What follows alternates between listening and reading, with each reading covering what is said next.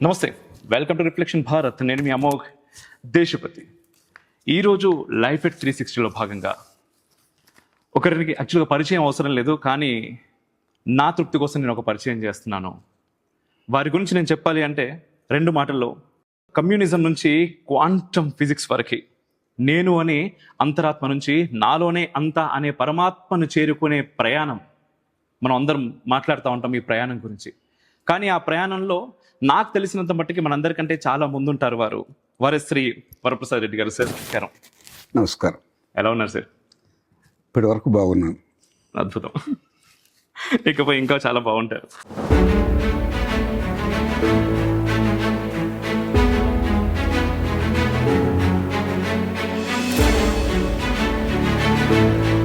Science గురించి మాట్లాడే వాళ్ళు చాలా తక్కువగా ఆధ్యాత్మికత లోతుల్లోకి వెళ్తారు. ఎందుకు వచ్చావు, నువ్వెవరు, అసలు నిన్ను నువ్వు ప్రశ్నించుకొని ఆ దిశగా నువ్వు ప్రయాణం చేయడమే నీ కర్తవ్యం. మాట్లాడడం చాలా ఈజీ, వినడం చాలా కష్టం. వినడం కష్టం కాబట్టి రెండు చెవులు ఇచ్చాడు. కమ్యూనిజం వైపు చాలా తిరిగారు, చూశారు, వారు చెప్తున్నవి రాశారు. నాకు జన్మ ఇచ్చిన తల్లి నన్ను 5వ ఇంటినే తన తమ్ముడి ఇంటికి పంపించింది. ఇవాళ ఆ రకమైనటువంటి ఆదర్శవాదులైన కమ్యూనిస్టు లేదు. వాళ్ళు నేర్చున్న తల్లి ఒడ్డులో నుంచే ఒక ధర్మం, నీతి నేర్చుకోవాలి. తల్లి చెప్పాలి. ఇవాళ ఏ తల్లి అది చెప్పటం లేదు. బ్రెడ్ జాము పూసేసి మార్కులు సంపాదించే అక్రమార్కులు తయారవుతున్నారు, కానీ వ్యక్తిత్వం ఉన్న మనుషులు తయారు కావట్లేదు.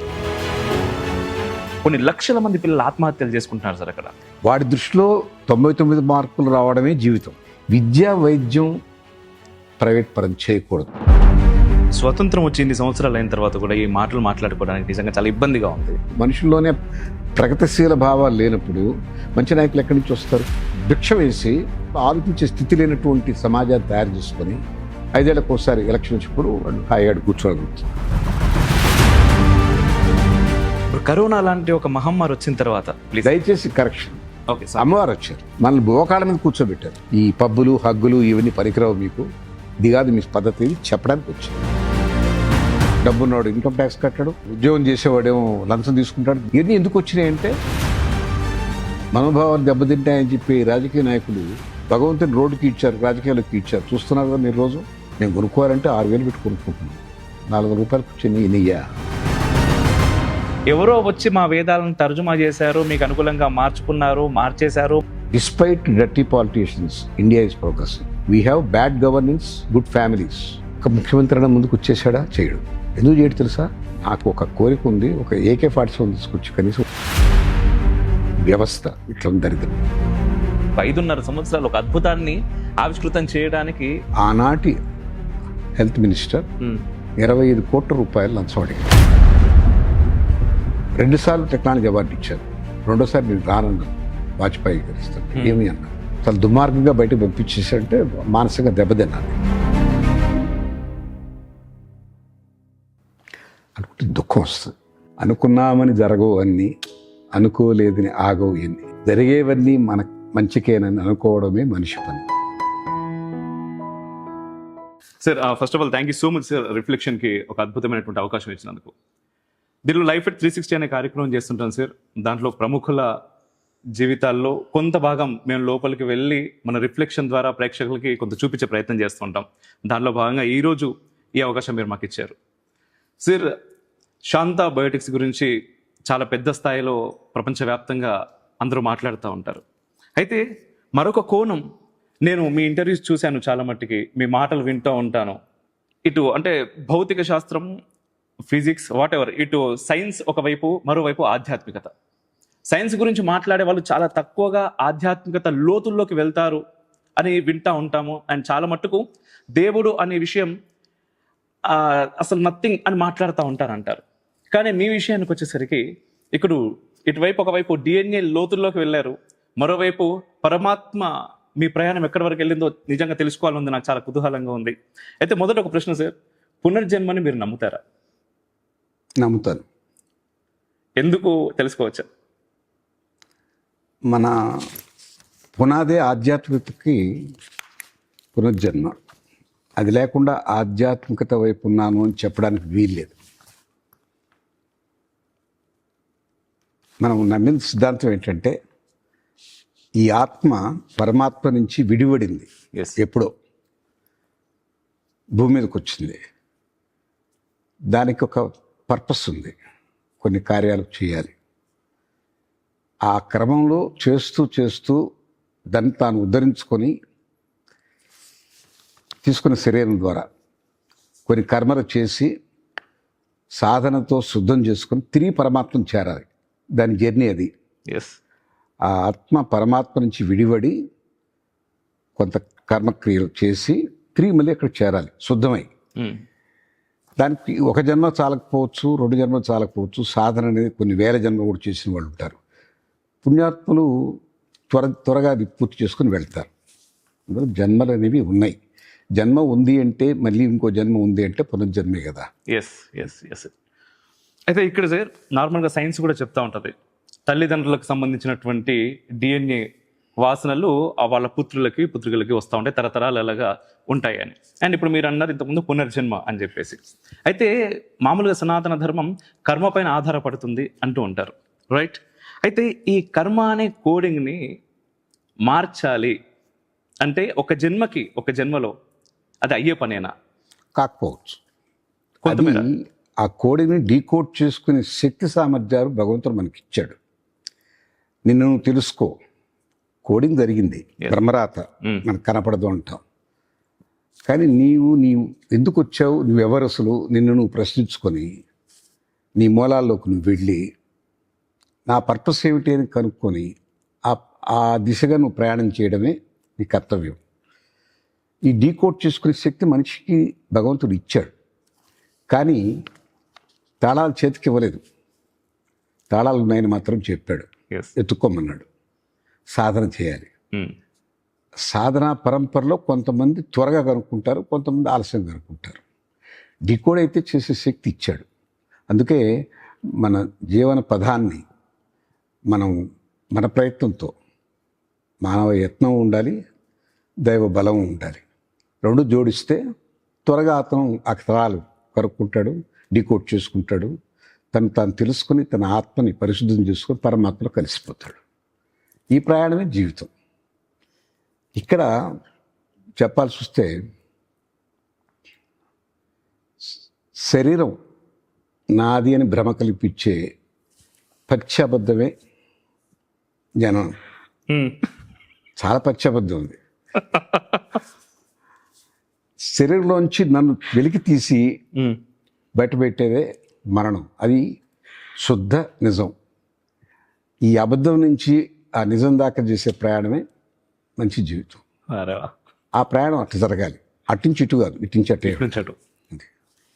బాగుంది సార్, చాలా బాగుంది మీ వివరణ. అయితే ఈ ప్రయాణంలో ఇప్పుడు మీరు ఎక్కడున్నారు అంటే ఏం చెప్తారు? అది తెలుసుకోవడం అంత తేలికని కాదు. నేను ఆ మార్గంలో ఉన్నానన్నటువంటిది కూడా ఒక్కోసారి అనుమానమే వస్తుంది. అంతా మాయా కల్పితం. ఇది మాయ అనేది మిమ్మల్ని చెప్పకుండా జోబులో దూరిపోయే పాము.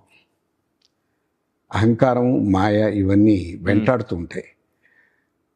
నిత్యం స్పృహలో ఉండడం అనేది అదే చాలా అవసరం. వెనకటి విషయం గురించి ఆలోచించి వరి కాకూడదు. రేపటి గురించి ఆశావహులై కలలుగంటూ ప్రస్తుతాన్ని మర్చిపోనకూడదు. ఇవాళ ప్రస్తుతం ఏమిటో దీంట్లో మనం సరిగా ఉన్నామా లేదా, మనం చేయవలసిన విధులు నిర్వర్తిస్తున్నామా లేదా, మన కారణంగా ఏ జీవరాశులు కానీ ఏ ప్రకృతి పర్యావరణం కానీ ఇబ్బంది పడటం లేదా అన్న స్పృహలో ఉండడం చాలా అవసరం. ఈ దశలో ఉన్నప్పుడు మనిషి కేవలం ఒకటే తెలుసుకుంటాడు. ఓకే, సాయంకాలం కాగానే ధ్యానం అనేది చేస్తాం. ధ్యానం అనేది పూజ కాదు. చాలామందికి ఒక అపప్రద ఏంటంటే, నేను ధ్యానం చేసుకున్నానండి నాకు పుణ్యం వస్తుంది అంటారు. ధ్యానం చేసుకుంటే పుణ్యం రాదు, తాను తెలుసుకునే అవకాశం. పర్ఫెక్ట్. ధ్యానం అనేది వినడానికి, పూజ అనేది చెప్పుకోవడానికి. పూజలో చెప్పుకుంటాం దేవుడికి, దేవుడా నాకు ఈ కష్టం వద్దు, అది కావాలి, ఇది కావాలి.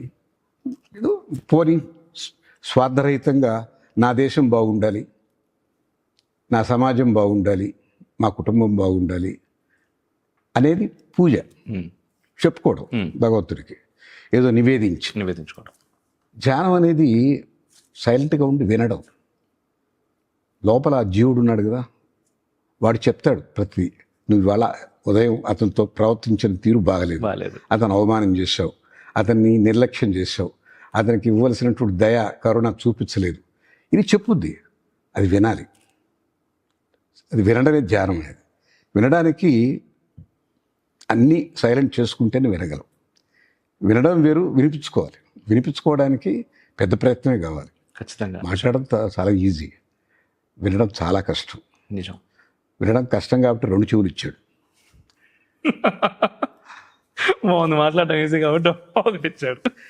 సో ఆ వినడానికి కావలసినటువంటి సంయమనం, ఆ స్థితప్రజ్ఞత కలిగి ఉండాలి.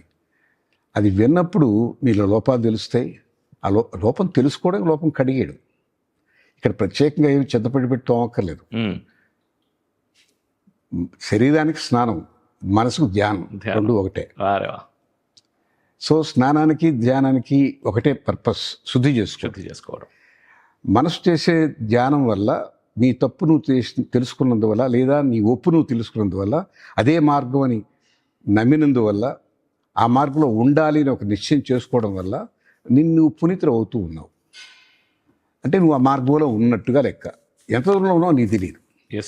అది నీ ప్రమేయం కాదు. అది మళ్ళీ భగవద్గీతలోకి వెళ్తే నువ్వు కృషి చేయి, ఫలితం వస్తుంది. ఆ ఫలితం మీద ఆశ పెట్టుకో. అది ఎప్పుడు వస్తుందో నీకు తెలియదు, వస్తుంది. నువ్వు చేసుకుంటూ వెళ్ళంటాడు. ఇది కూడా ధ్యానమైనా అంతే, జీవితమైనా అంతే.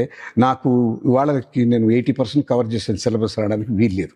ఈ ఆధ్యాత్మికవేత్త అయినా నేను చాలా సాధన చేసి 90% సాధించానండి అంటే అతను ఆ సాధనలో లేడు. అంతే. దేంట్లో 90% పర్సంటేజ్ లెక్కేయకూడదు. ఈ కాస్మిక్ ఈక్వేషన్స్ వేరు. అందువల్ల దాంతో ఆ సామ్యం పెట్టుకొని ఎవరో చెప్తుంటారు, నేను 42 ఏళ్ళకి చేస్తున్నానండి, ఇప్పుడు 2 లక్షల సార్లు రామకోట రాశానండి, ఇంకోటి రాస్తే అయిపోతుంది అన్నవాళ్ళు అమాయకత్వం. అదిగా లెక్క దానికి. నీవు ఎంత శోధించుకున్నావు, ఎంత సాధన చేసుకున్నావు, ఎంతవరకు లయ తప్పకుండా ఆ స్థితిలో, ఆ గతిలో నడుస్తున్నావు అన్నదే ముఖ్యం. బాగుంది సార్. యాక్చువల్లీ అంటే రెండో ప్రశ్నలోనే వచ్చాను నేను, బట్ సమాధానం చాలా లోతుగా ఉంది కాబట్టి దీంట్లోకి ఒకసారి వెళ్దాం. అంటే మీరు ఈ సాధనలో అండ్ ఈ ప్రయాణంలో చాలా నిజంగా మాటలు వింటా ఉంటే నాకు అనిపిస్తుంది, చాలా లోతుల్లో చూసినట్టుగా మాకు అనిపిస్తుంది. అయితే మీకు ఎప్పుడు సార్, అంటే ఈ బిజీ స్కెడ్యూల్లో నిజంగా చెప్తున్నాను, ఈరోజు నార్మల్ బీటెక్ అప్పుడే అయిపోయో లేకపోతే జస్ట్ డాక్టర్ అవుతున్న వాళ్ళకే సమయం లేదు మా దగ్గర అని మాట్లాడుతున్నటువంటి సమాజం, అటు నుంచి ఈ ధ్యానము ఇదంతా ఈ వ్యవస్థలోకి మీరు అసలు ఎలా ఎంటర్ అయ్యారు? లేదా పుట్టుక నుంచే ఉందా, లేదంటే మధ్యలో ఎక్కడైనా ఎంటర్ అయ్యారా? నీకు నా నేపథ్యం చెప్పాలి ప్లీజ్. నాకు జన్మనిచ్చిన తల్లి మహా భక్తురాలు, ఆస్తికత్వం ఎక్కువ. ఆవిడకి చాలా పూజలు, పురంపరలు, చాలా వాంగ్మయం చదివింది. ఆమె 8వ క్లాస్లో చదువు ఆపిస్తున్నా ఆ రోజుల్లో ఆడపిల్లలకు స్కూల్ పంపించేవాళ్ళు కాదు.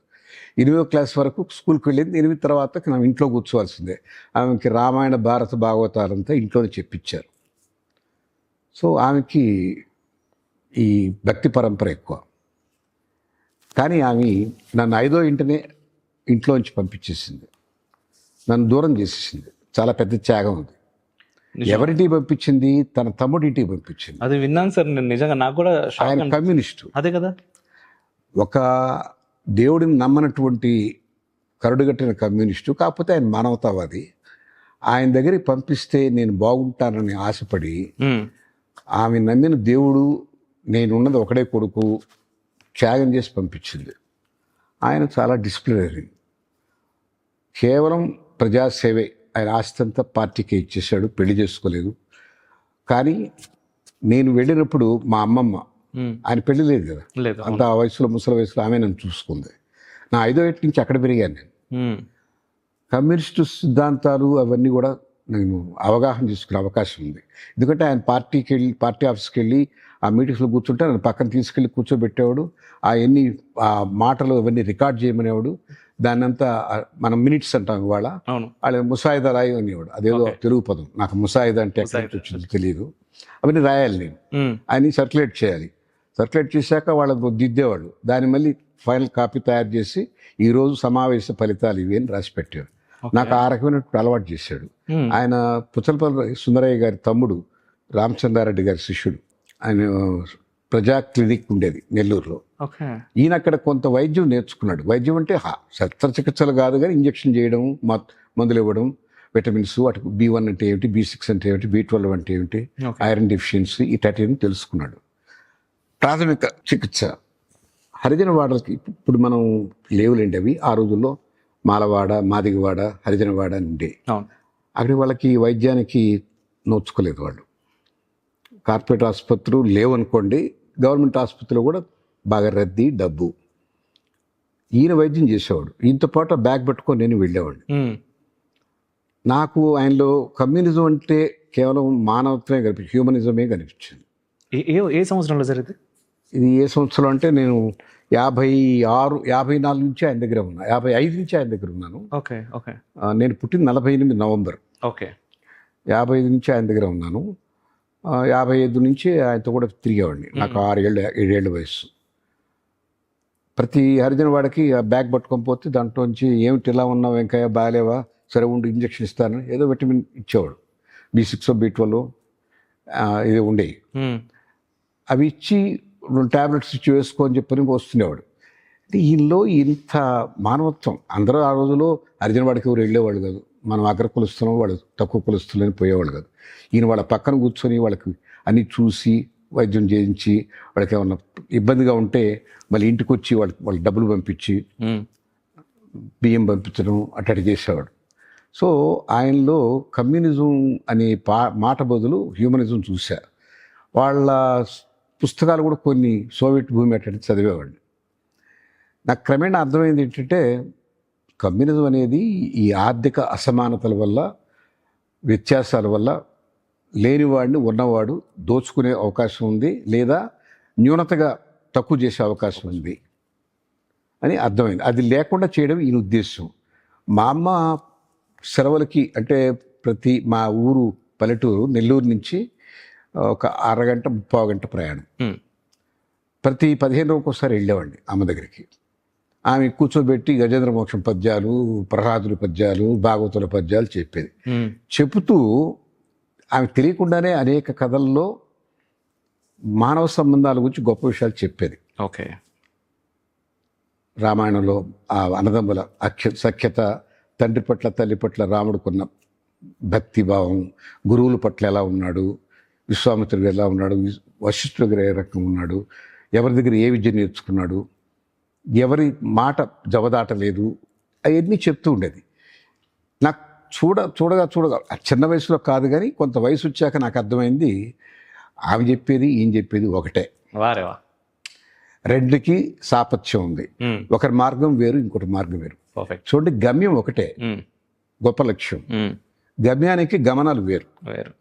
ఒకడు ఏనుగు మీద వెళ్తాడు, ఒకడు గాడిద మీద వెళ్తాడు, ఒకడు గుర్ర మీద వెళ్తాడు, కానీ వాటి గమ్యాలంతా ఒక దగ్గరికి. ఆ రకంగా ఈ మార్గంలో ఒక మానవతావాదానికి కట్టుబడింది, ఆయన ఇంకో మార్గంలో దానికి కట్టుబడ్డాడు. ఆయన తీసుకున్న కమ్యూనిజం ఇక్కడ తయారైంది కాదు. అది రష్యాలో జార్జ్ నిరంకుశత్వాన్ని ఎదిరిస్తూ పోరాటం చేసినటువంటి కార్మిక సంఘాలు సమానత్వం కావాలని అరులు దాచారు. మాకు రెట్టు కావాలి, మాకు హక్కు ఉంది బతకడానికని వాళ్ళు చేశారు. ఈమె సర్వమానవుల్లో దేవుడున్నాడు, ఎవరినైనా నువ్వు పూజించు, ఎవరైనా ఒకటే, మనకు అందరూ ఒకటే అన్న భావం కలిగించింది. వాళ్ళు పోరాటం ఇది అందరూ ఒకటిగా ఉండాలని ఆరాటం, తేడా లేదు. ఎస్. అయితే ఇక్కడ ఒక ప్రశ్న సార్, నాకు నిజంగా రెండిట్లో తేడా లేదు అని మీరు అనుకుంటున్నప్పుడు, and one more thing, communism వైపు చాలా తిరిగారు, చూశారు, వారు చెప్తున్నవి రాశారు, మినిట్ టు మినిట్ ఎవ్రీథింగ్ మీ చేతుల్లో నుంచే బయటకు వెళ్తుంది అన్నప్పుడు మీరు ఎక్కువగా దానికి అట్రాక్ట్ అవ్వాల్సినటువంటి అవకాశం మీకు ఎక్కువ ఉంది. కానీ నేను చెప్పాను, కొంత వయసు వచ్చాక, నేను ఇంజనీర్ అయిన తర్వాత, నేను ఉద్యోగాల్లోకి వచ్చిన తర్వాత, ఆ తర్వాత నేను చూస్తున్న పరిణామ క్రమం, ఈ కమ్యూనిస్ట్ దేశాలు ఇవన్నీ చూస్తే, అక్కడ విజిట్ చేసే అవకాశం కూడా వచ్చాక, వాళ్ళతో వ్యాపారం చేసే సందర్భాలు కలిగాక, అక్కడ నేతి బీరకాయలు నెయ్యి ఎంత ఉందో కమ్యూనిజంలో హ్యూమనిజం అంతే ఉంది. మోసం, దండ అది లేదు. ఇవాళ ఆ రకమైనటువంటి ఆదర్శవాదులైన కమ్యూనిస్టులు లేరు. అయితే అదే సార్, నేను యాక్చువల్ ఒక ఇంటర్వ్యూలో చూసాను, మీరు ఆర్కే గారి ఇంటర్వ్యూలో అనుకుంటాను, మీ మామయ్య గారికి మీరు చెప్పారు, మీరు అనుకునేటటువంటి కమ్యూనిజం రష్యాలో కానీ పోయింది, చైనాలో కానీ లేదు, వచ్చి చూపిస్తాను నా రాడి తీసుకెళ్తాను. ఆయన నా గుండె ఆగిపోద్దేమో రా నేను రానన్నారు. భయపడిపోయాడు ఆయన.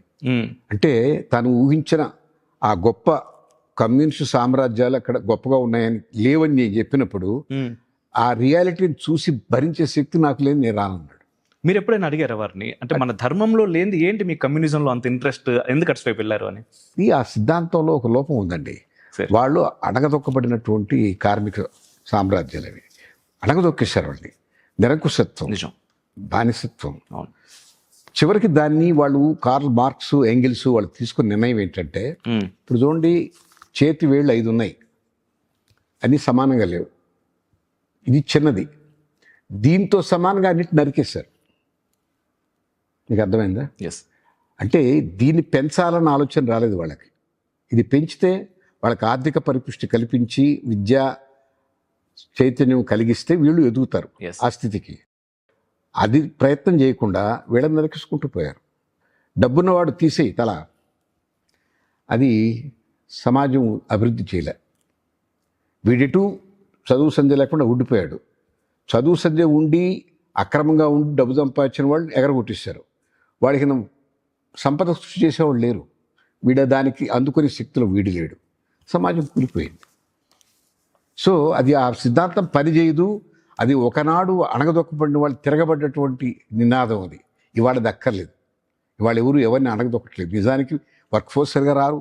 నేను 500 రూపాయల జీతం ఆ రోజు కూలీ ఇస్తానంటే వాడు ఈ suppose to come at 9 o'clock రాడు, 10:30కి వస్తాడు. ఛాయ్ తాగాలని పక్కకు పోతాడు, 11కి వస్తాడు. ఎండ ఎక్కువ ఉంది మజ్జిగ తాగాలని వెళ్తాడు, 1:30కి వస్తాడు. లంచ్ టైం అంటాడు, 2 గంటలు పని చేయడు, 3 గంటల నుంచి 4 గంటల దాకా పని చేసి వెళ్ళిపోతాడు. మోసం కదా అది. మరి ఇప్పుడు ఎవరిని ఎక్స్ప్లాయిట్ చేస్తున్నారు? డబ్బున్నవాడు చేసుకోలేడు, డబ్బు లేనివాడు కూలికని వచ్చి వాడి కూలి పని సరిగా చేయడు, ఒకరోజు చేయాల్సిన 10 రోజులు చేస్తాడు. వాడు వీడిని ఎక్స్ప్లాయిట్ చేసేది చక్రం. ఎందుకు వచ్చిందంటారు ఆ పరిస్థితి? ఇప్పుడు అది దైవ క్రమంలోనే ఉంది. అది కొంతకాలం తర్వాత ఎవరైనా కిందకి రావాల్సిందే, కొంతకాలం ఎవరైనా పైకి పోవాల్సిందే. ఆ చక్రం ఎవరు ఆపలేరు. అది ధర్మచక్రం. కొంతకాలం మనం చాలా పై స్థాయిలో ఉన్నాం అనుకుంటాం, 3 జనరేషన్ తర్వాత మళ్ళీ వాళ్ళు కిందకే వెళ్తాం. మీకు తెలుసు కదా, strong men create good society, easy to work. Easy to work society will create lazy people, lazy people will create tough times. Tough times cater చేయడానికి స్ట్రాంగ్ పీపుల్ ఉంటారు. ఈ సైకిల్ అది నిరంతరం కొనసాగేది. ఒకరి తర్వాత ఒకరు వచ్చి సమాజాన్ని మారుస్తూ పోతారు. 3 చక్రం ఒకటికే వస్తుంది. ఒకనాడు బ్రిటిష్ సామ్రాజ్యం, రవి అస్తమించిన బ్రిటిష్ సామ్రాజ్యం వాడు ఎక్కడుంది? దయనీయమైన పరిస్థితిలో పడిపోయాం. చివరికి మనవాడు పోయి పరిపాలించే పరిస్థితికి వచ్చింది అక్కడ. ఇప్పుడు ముస్లిమ్స్ అంతా వచ్చి ఆక్రమించేశారు వాళ్ళు. జర్మనీ ఎక్కడుంది? తగ్గిపోయింది. ఫ్రాన్స్ ఎక్కడుంది? తగ్గిపోయింది. జపాన్ ఎక్కడుంది? తగ్గిపోయింది. వాళ్ళ ఆర్థిక వ్యవస్థలు ఎలా ఉన్నాయంటే, మన జీడిపి రేటు 7.6 ఉంటే వాళ్ళు -0.5, -0.1, 1.1 ఈ దేశంలో ఉన్నాయి. మరి వాళ్ళ మేధోశక్తి ఏమైపోయింది? వాళ్ళ టైం అయింది. వాళ్ళు చక్రంలో కిందకు వచ్చారు. చక్రం మన పైకి వచ్చే అవకాశం మనకు ఉంది, మనం వాడుకుంటే. లేకపోతే జారిపోతూ ఉంటాం, పైకి వెళ్ళినట్టుగా వెళ్ళి మళ్ళీ జారిపోతుంటాం. దానికి సరైనటువంటి రాజకీయ వ్యవస్థ లేదు ఇక్కడ. ఇప్పుడు వాడుకుంటున్నాం సార్ మనం ఆ పరిస్థితిని. మీకు ఎలా అనిపిస్తుంది? కొంత విద్యా వ్యవస్థ మారాలి. కొంత మారాలా? చాలా మారాలి. అంటే మన అందరూ అంటారు రాజకీయ నాయకులు మారారు. రాజకీయ నాయకులు ఎలా మారుతారు? రాజకీయ నాయకులు ఓవర్ నైట్ పుట్టుకురాలే, మన జనంలోంచి వచ్చారు. మన జనంలో ఎలాంటి జనం ఉన్నాం మనం ప్లీజ్ 140 కోట్ల జనాభా అని చెప్పుకుంటున్నాం. 40 కోట్ల ఓటర్లు మనం. అంటే ఆ ఓటు చుట్టూ తిరుగుతున్నారు. మనం అదే తిరుగుతున్నాం, వాళ్ళు అదే చూసుకుంటున్నారు. ఎవరి నుంచి ఏ ఓటు రావాలో, దానికి ఎట్ట రాబట్టాలో దానికి తగ్గ పనులే వాళ్ళు చేస్తున్నారు. కానీ అభివృద్ధి కార్యక్రమాలు ఏమీ చేయటం లేదు. మనం కూడా ఏ నాయకుడు వస్తే ఏమి, ఈ ఎలక్షన్కి ఎంత డబ్బు వస్తుంది, ప్రతి ఎలక్షన్కి నాకు డబ్బులు కావాలి, ఈ ఎలక్షన్ సంవత్సరం 5 ఏళ్ళకి ఒకసారి కాదు, ఏటా ఒకసారి వస్తే బాగుండని అనుకుంటే ఓటర్లు తయారయ్యాం. ఈ వ్యవస్థలో మనుషుల్లోనే మార్పు లేనప్పుడు, మనుషుల్లోనే ప్రగతిశీల భావాలు లేనప్పుడు మంచి నాయకులు ఎక్కడి నుంచి వస్తారు? పుట్టుకురారు. మంచి నాయకులు లేనప్పుడు అభివృద్ధి ఎక్కడ ఉండదు. మంచి విద్యా వ్యవస్థ ఉంటే చైతన్యవంతమైన విద్యా వ్యవస్థ, ఆ వచ్చిన గొప్ప పౌర సమాజం, నేను, నా దేశం, నా సంస్కృతి, నా భాష, నా సదాచారం అన్నటువంటి ఆ పౌర సమాజం తయారైతే దాంట్లోంచి లీడర్స్ వచ్చిన వాళ్ళు అవన్నీ కొనసాగిస్తారు. అందులో మనం ప్రక్షాళన ఎక్కడ జరగాలంటే విద్య. ఆ విద్యలో కూడా ఎక్కడ ప్రాథమిక విద్య దగ్గర ఇంజనీరింగ్లో మనం చెప్పేది అప్పటికే వాడు డైకాస్ట్. వాళ్ళు నేర్చున్న తల్లి ఒడ్డులో నుంచే ఒక ధర్మం, నీతి నేర్చుకోవాలి. తల్లి చెప్పాలి. ఇవాళ ఏ తల్లి అది చెప్పటం లేదు. వాడికి కావాల్సిన ఏదో మూట కట్టించి బ్రెడ్ జాము పూసేసి బ్యాక్లో పెట్టేసి పంపించడం తప్పితే ఒక మంచి మాట, ఒక నీతి శతకం, ఒక పద్యం చెప్తే తల్లి తొలి గురువుగా తల్లి బడి ఫస్ట్ ఒడిలోని స్టార్ట్ అవుతాయి. అది లేకుండా పోయింది. తర్వాత స్కూల్కి పోయాక టీచర్లు కూడా పూర్వకాలం లాంటి ఆ గురు ప్రవృత్తున్నటువంటి వాళ్ళు లేరు. వాళ్ళు గురువులు కాదు, వాళ్ళు కేవలం అధ్యాపకులు. అధ్యాపకులకి గురువుకి తేడా ఉంది. గురువు అనేవాడు మనలో ఉన్న అజ్ఞానం తగ్గించేవాడు, మన బరువును తగ్గించేవాడు. అజ్ఞానమే బరువు. గురువు అంటే ఆ బరువు తీసుకునేవాడు. ఇప్పుడు వాళ్ళు చేతిలో ఇచ్చిపెట్టి టెక్స్ట్ బుక్ చెప్పేవాళ్ళు. ఆ టెక్స్ట్ బుక్ పాఠాలు కూడా ఆ సిలబస్ కానీ అవన్నీ చూస్తే మీరు ఆశ్చర్యపోతారు. ప్రతి ఒక్కటి oriented towards making a man to get a job. Skill training programs అన్నీ ఉన్నాయి. ఎక్కడన్నా ఒక మనిషిని మంచి మనిషిగా తయారు చేసే కేంద్రాలు ఉన్నాయా? కంప్యూటర్ ఎలా వాడాలో చెప్పే స్కిల్ సెట్స్ ఉన్నాయి, స్కిల్ నేమ్స్ ఉన్నాయి. ఇంటర్నెట్ ఎట్లా వాడాలో కొన్ని ఉండే కోర్సులు. ఇప్పుడు కోడింగ్ ఏదో కొన్ని కోర్సులు ఉండే. ఈ స్కిల్ సెట్స్ నేర్పించే కోర్సులు ఎన్ని ఉన్నాయి, కానీ సమగ్రమైన వ్యక్తిత్వం మనిషిగా తయారు చేసే కేంద్రాలు ఉన్నాయా? లేవు. ఇంతకుముందు మా టైంలో మోరల్ క్లాస్ అని ఉండేది. వాళ్ళు లేదు, సదాచారం పోయింది. వేమన శతకం, సుమతి శతకం, దాశరథి శతకం, భాస్కర శతకం ఇన్ని ఉండేవి. శతక పద్యాల్లో బోడంత భాష, భావం, మన ఆచారం అన్నీ తెలిసేవి. అవి లేకుండా పోయినాయి. కేవలం ఫిజిక్స్, కెమిస్ట్రీ, మ్యాథ్స్ లేదా బయాలజీ, జువాలజీ, కెమిస్ట్రీ ఈ సబ్జెక్ట్ మాత్రం చదివి వాటిలో ముక్కును పెట్టుకొని రాసేసి ఒక అర్థమైనా కాకపోయినా జంప్ టు ఐఐటి నుంచి ఐఐఎం లేదా అమెరికా మార్కులు సంపాదించే అక్రమార్కులు తయారవుతున్నారు, కానీ వ్యక్తిత్వం ఉన్న మనుషులు తయారు కావట్లేదు. సో నిజంగా అంటే స్వతంత్రం వచ్చి ఇన్ని సంవత్సరాలు అయిన తర్వాత కూడా ఈ మాటలు మాట్లాడుకోవడానికి నిజంగా చాలా ఇబ్బందిగా ఉంది. అండ్ వన్ మోర్ థింగ్, ఎంతసేపు నిజంగా భారతదేశంలో, నాకు బయట దేశాల గురించి నాకు ఎక్కువ తెలియదు, కానీ ఈ దేశంలో విద్యార్థుల విషయానికి వస్తే చదువుకున్న ప్రతి ఒక్కరూ ఈరోజు ఉన్నటువంటి ఎడ్యుకేషన్ సిస్టమ్ నిందిస్తున్నారు. ఆ చదువుకునేటటువంటి పిల్లల పరిస్థితి, వాడు నిజంగా వాడు ఒక ఏదైనా మన ఇంటర్వ్యూ చూసిన వాళ్ళకి కూడా అనిపిస్తూ ఉంటుంది, అరే ఇప్పుడు నేను చదువుతున్నటువంటి చదువు అంతా వేస్టా, అసలు ఏం చదవాలి నేను అని ప్రశ్నించుకుంటున్నటువంటి వ్యక్తులకి మీరు ఏం చెప్తారు? ఒకటే, ఎవరు చదివినా ఉద్యోగం కోసం చదువుతున్నానని వాడు తెలియదా? కానీ మంచి మార్కులు వస్తే పెద్ద ఉద్యోగం వస్తుంది, మంచి మార్కులు వస్తే పెద్ద స్కూల్లో సీట్ వస్తుంది, ఆ పెద్ద స్కూల్లో సీట్ వస్తే నేను ఐఐటికో ఐఐఎంకో వెళ్ళగలను, ఆడు వెళ్ళగలిగితే నాకు పెద్ద ఉద్యోగం వస్తుంది. ఉద్యోగమే జయంగా పెట్టుకున్నప్పుడు మంచి ప్రవృత్తి గల మనిషి మాత్రంగా తయారవుతాండి. ఎట్లా? ఎక్కడ చెప్పట్లేదే, పాఠాల్లో ఎక్కడ ఆ మాటే లేదే. ఏది ధర్మం చెప్పలేదు, ఏది ఉచితమో ఎవరు చెప్పలేదు, ఏది అనుచితమో ఎవరు చెప్పలేదు. మరి ఎలా బిహేవ్ అవుతారు? ఎలా ఆ వ్యక్తిత్వ నిర్మాణం ఎక్కడి నుంచి జరుగుతుంది? అది ఉంటే ఉద్యోగం వస్తుంది భరోసా మీరు ఎవరు ఇవ్వలేదే. ఈ సమాజం నీకు ఫిజిక్స్లో 99 వస్తేనే ఇస్తాం, మ్యాథ్స్లో 100 వస్తేనే ఇస్తాం అని చెప్పిందే కానీ నీకు సద్గుణ సంపన్నుడుగా పెరగరా, నీకు మేము చూసుకుంటామని చెప్పారా ఎవరన్నా? లేదు.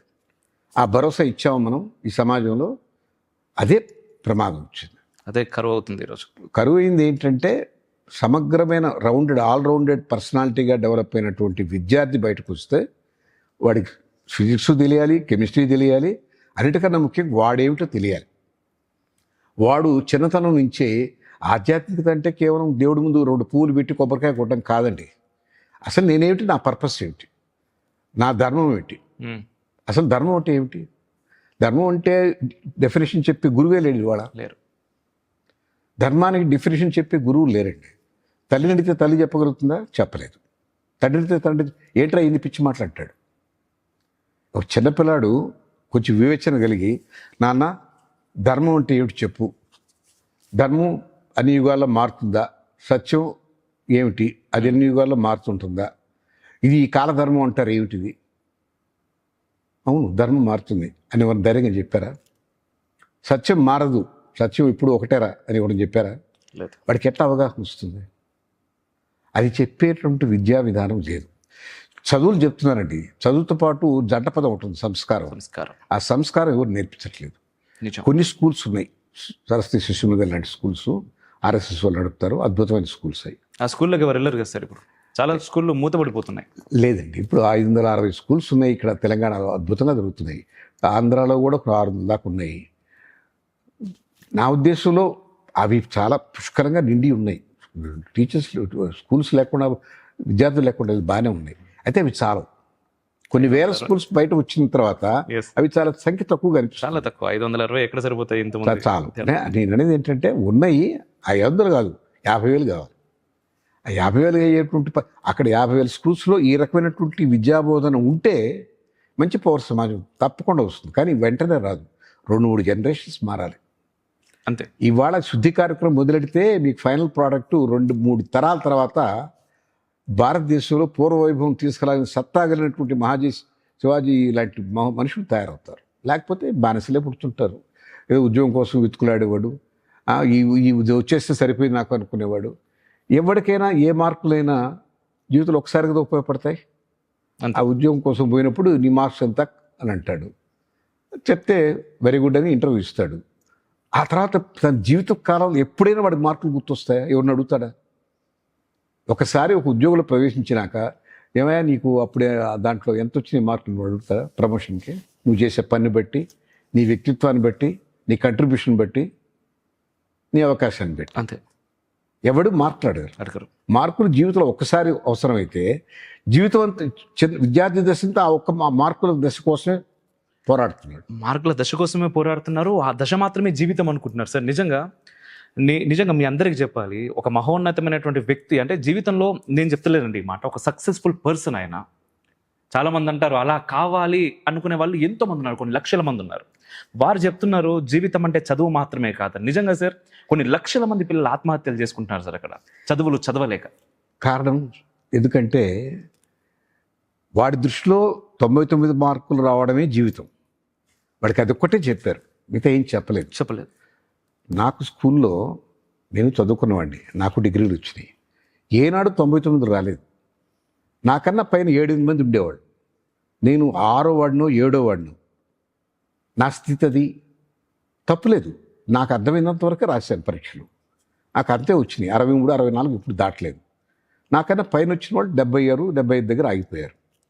ఆ రోజులు అంతే, డబ్బులకి ఇన్ఫ్లేషన్ వచ్చినట్టే మార్కులకి ఇన్ఫ్లేషన్ వచ్చింది. ఇవాళ 99, 99.2, 99.3 వస్తున్నాయి.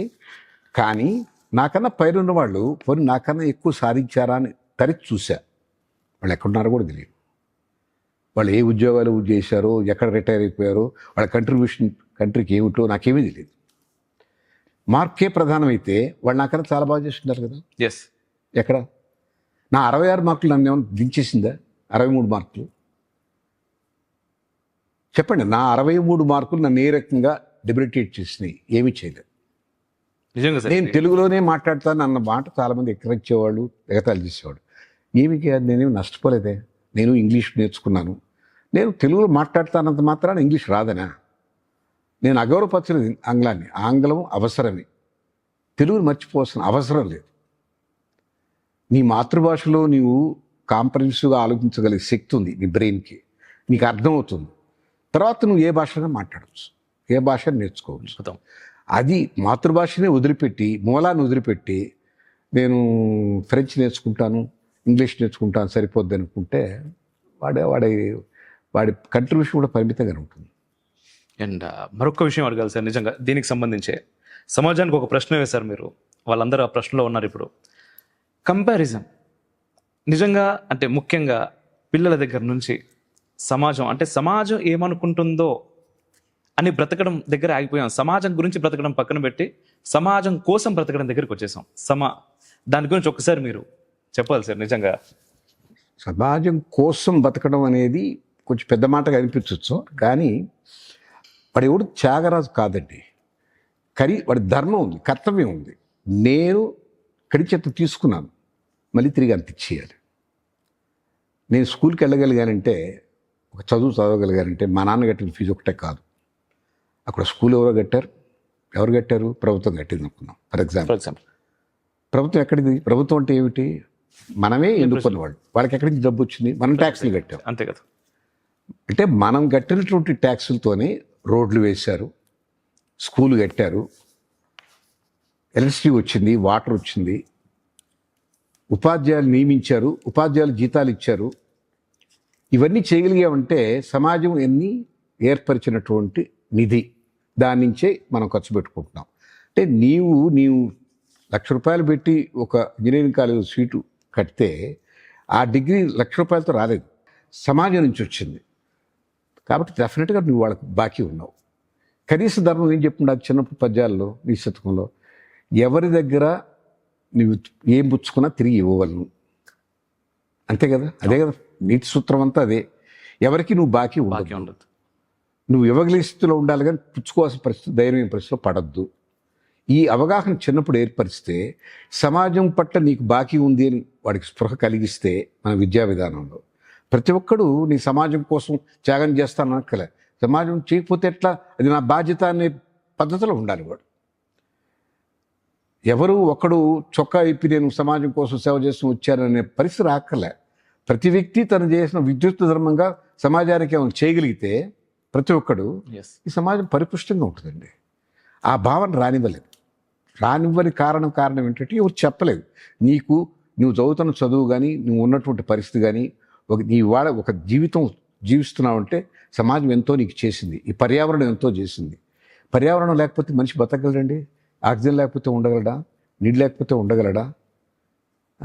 ఇన్ని నీకు పర్యావరణంలో ఫలము, కాయగూరలు అన్నీ వస్తున్నాయి, వాటి వల్ల నీకు ఆకలి తీరుతుంది. నీకు జరగనిది ఏమిటి? పర్యావరణం నుంచి అన్నీ జరుగుతున్నాయి. మరి ఆ పర్యావరణాన్ని కాపాడుకోవాలని స్పృహ నీకు చెప్పాలి కదా చిన్నప్పుడు తల్లిలో తండ్రో. నాన్న చెట్టు కొంతమంది పిల్లలు పోతూ ఆకులు తుంపేసిపోతుంటారు. అదొక రకమైన అదొక వ్యసనం.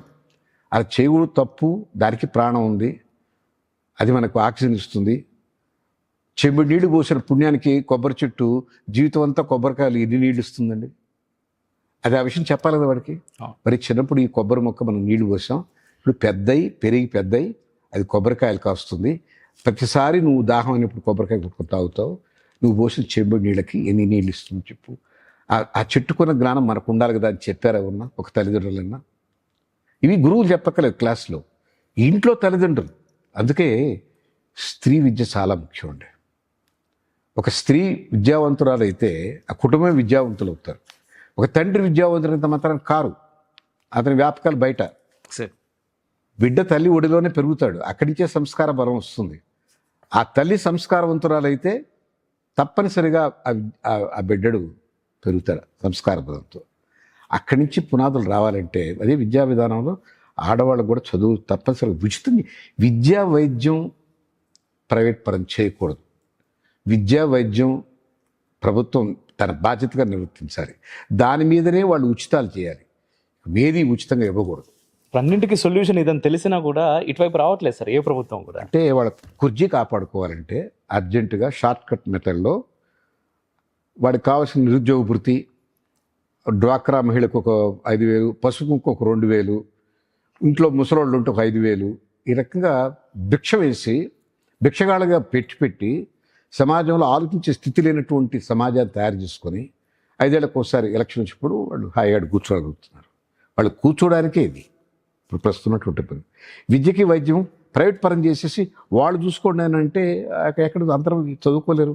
ఇవాళ ఒక మెడిసిన్ చదవాలంటే కోట్లు కావాలి. ఎట్లా వీలవుద్ది? సైంటిస్ట్గా ఎదగాలంటే చాలా ఖర్చు అవుద్ది. ఐఏఎస్ చదవాలంటే చాలా ఖర్చు అవుద్ది. అందుకనే మనకు ఒక 1 మిలియన్ పీపుల్కి 260 మంది సైంటిస్టులు ఈ దేశంలో. కొరియాలో 1 మిలియన్ పీపుల్కి 12,000 మంది సైంటిస్టులు. ఇక్కడ 227, 12,000. చిన్న దేశం కొరియా. మనకన్నా వైజ్ఞానికంగా ఎంతో డెవలప్ అయింది. అవకాశం ఏంటి కారణం? విద్య, వైద్యం. క్యూబా చిన్న దేశం, కోవిడ్ ఉచితంగా డాక్టర్లు పంపించారు, పోయి సర్వే చేసినాడు. మనం పంపించగలమా? మనకు 10,000 మందికి ఒక డాక్టర్ కూడా లేడు, వాళ్ళు ప్రతి 100 మందికి 3 డాక్టర్లు ఉన్నారు. ఇప్పుడు కరోనా లాంటి ఒక మహమ్మారి వచ్చిన తర్వాత దాదాపు అంటే ఎవడు ఉంటారు అది మహమ్మారి కాదండి. సార్? Okay please. దయచేసి కరెక్షన్.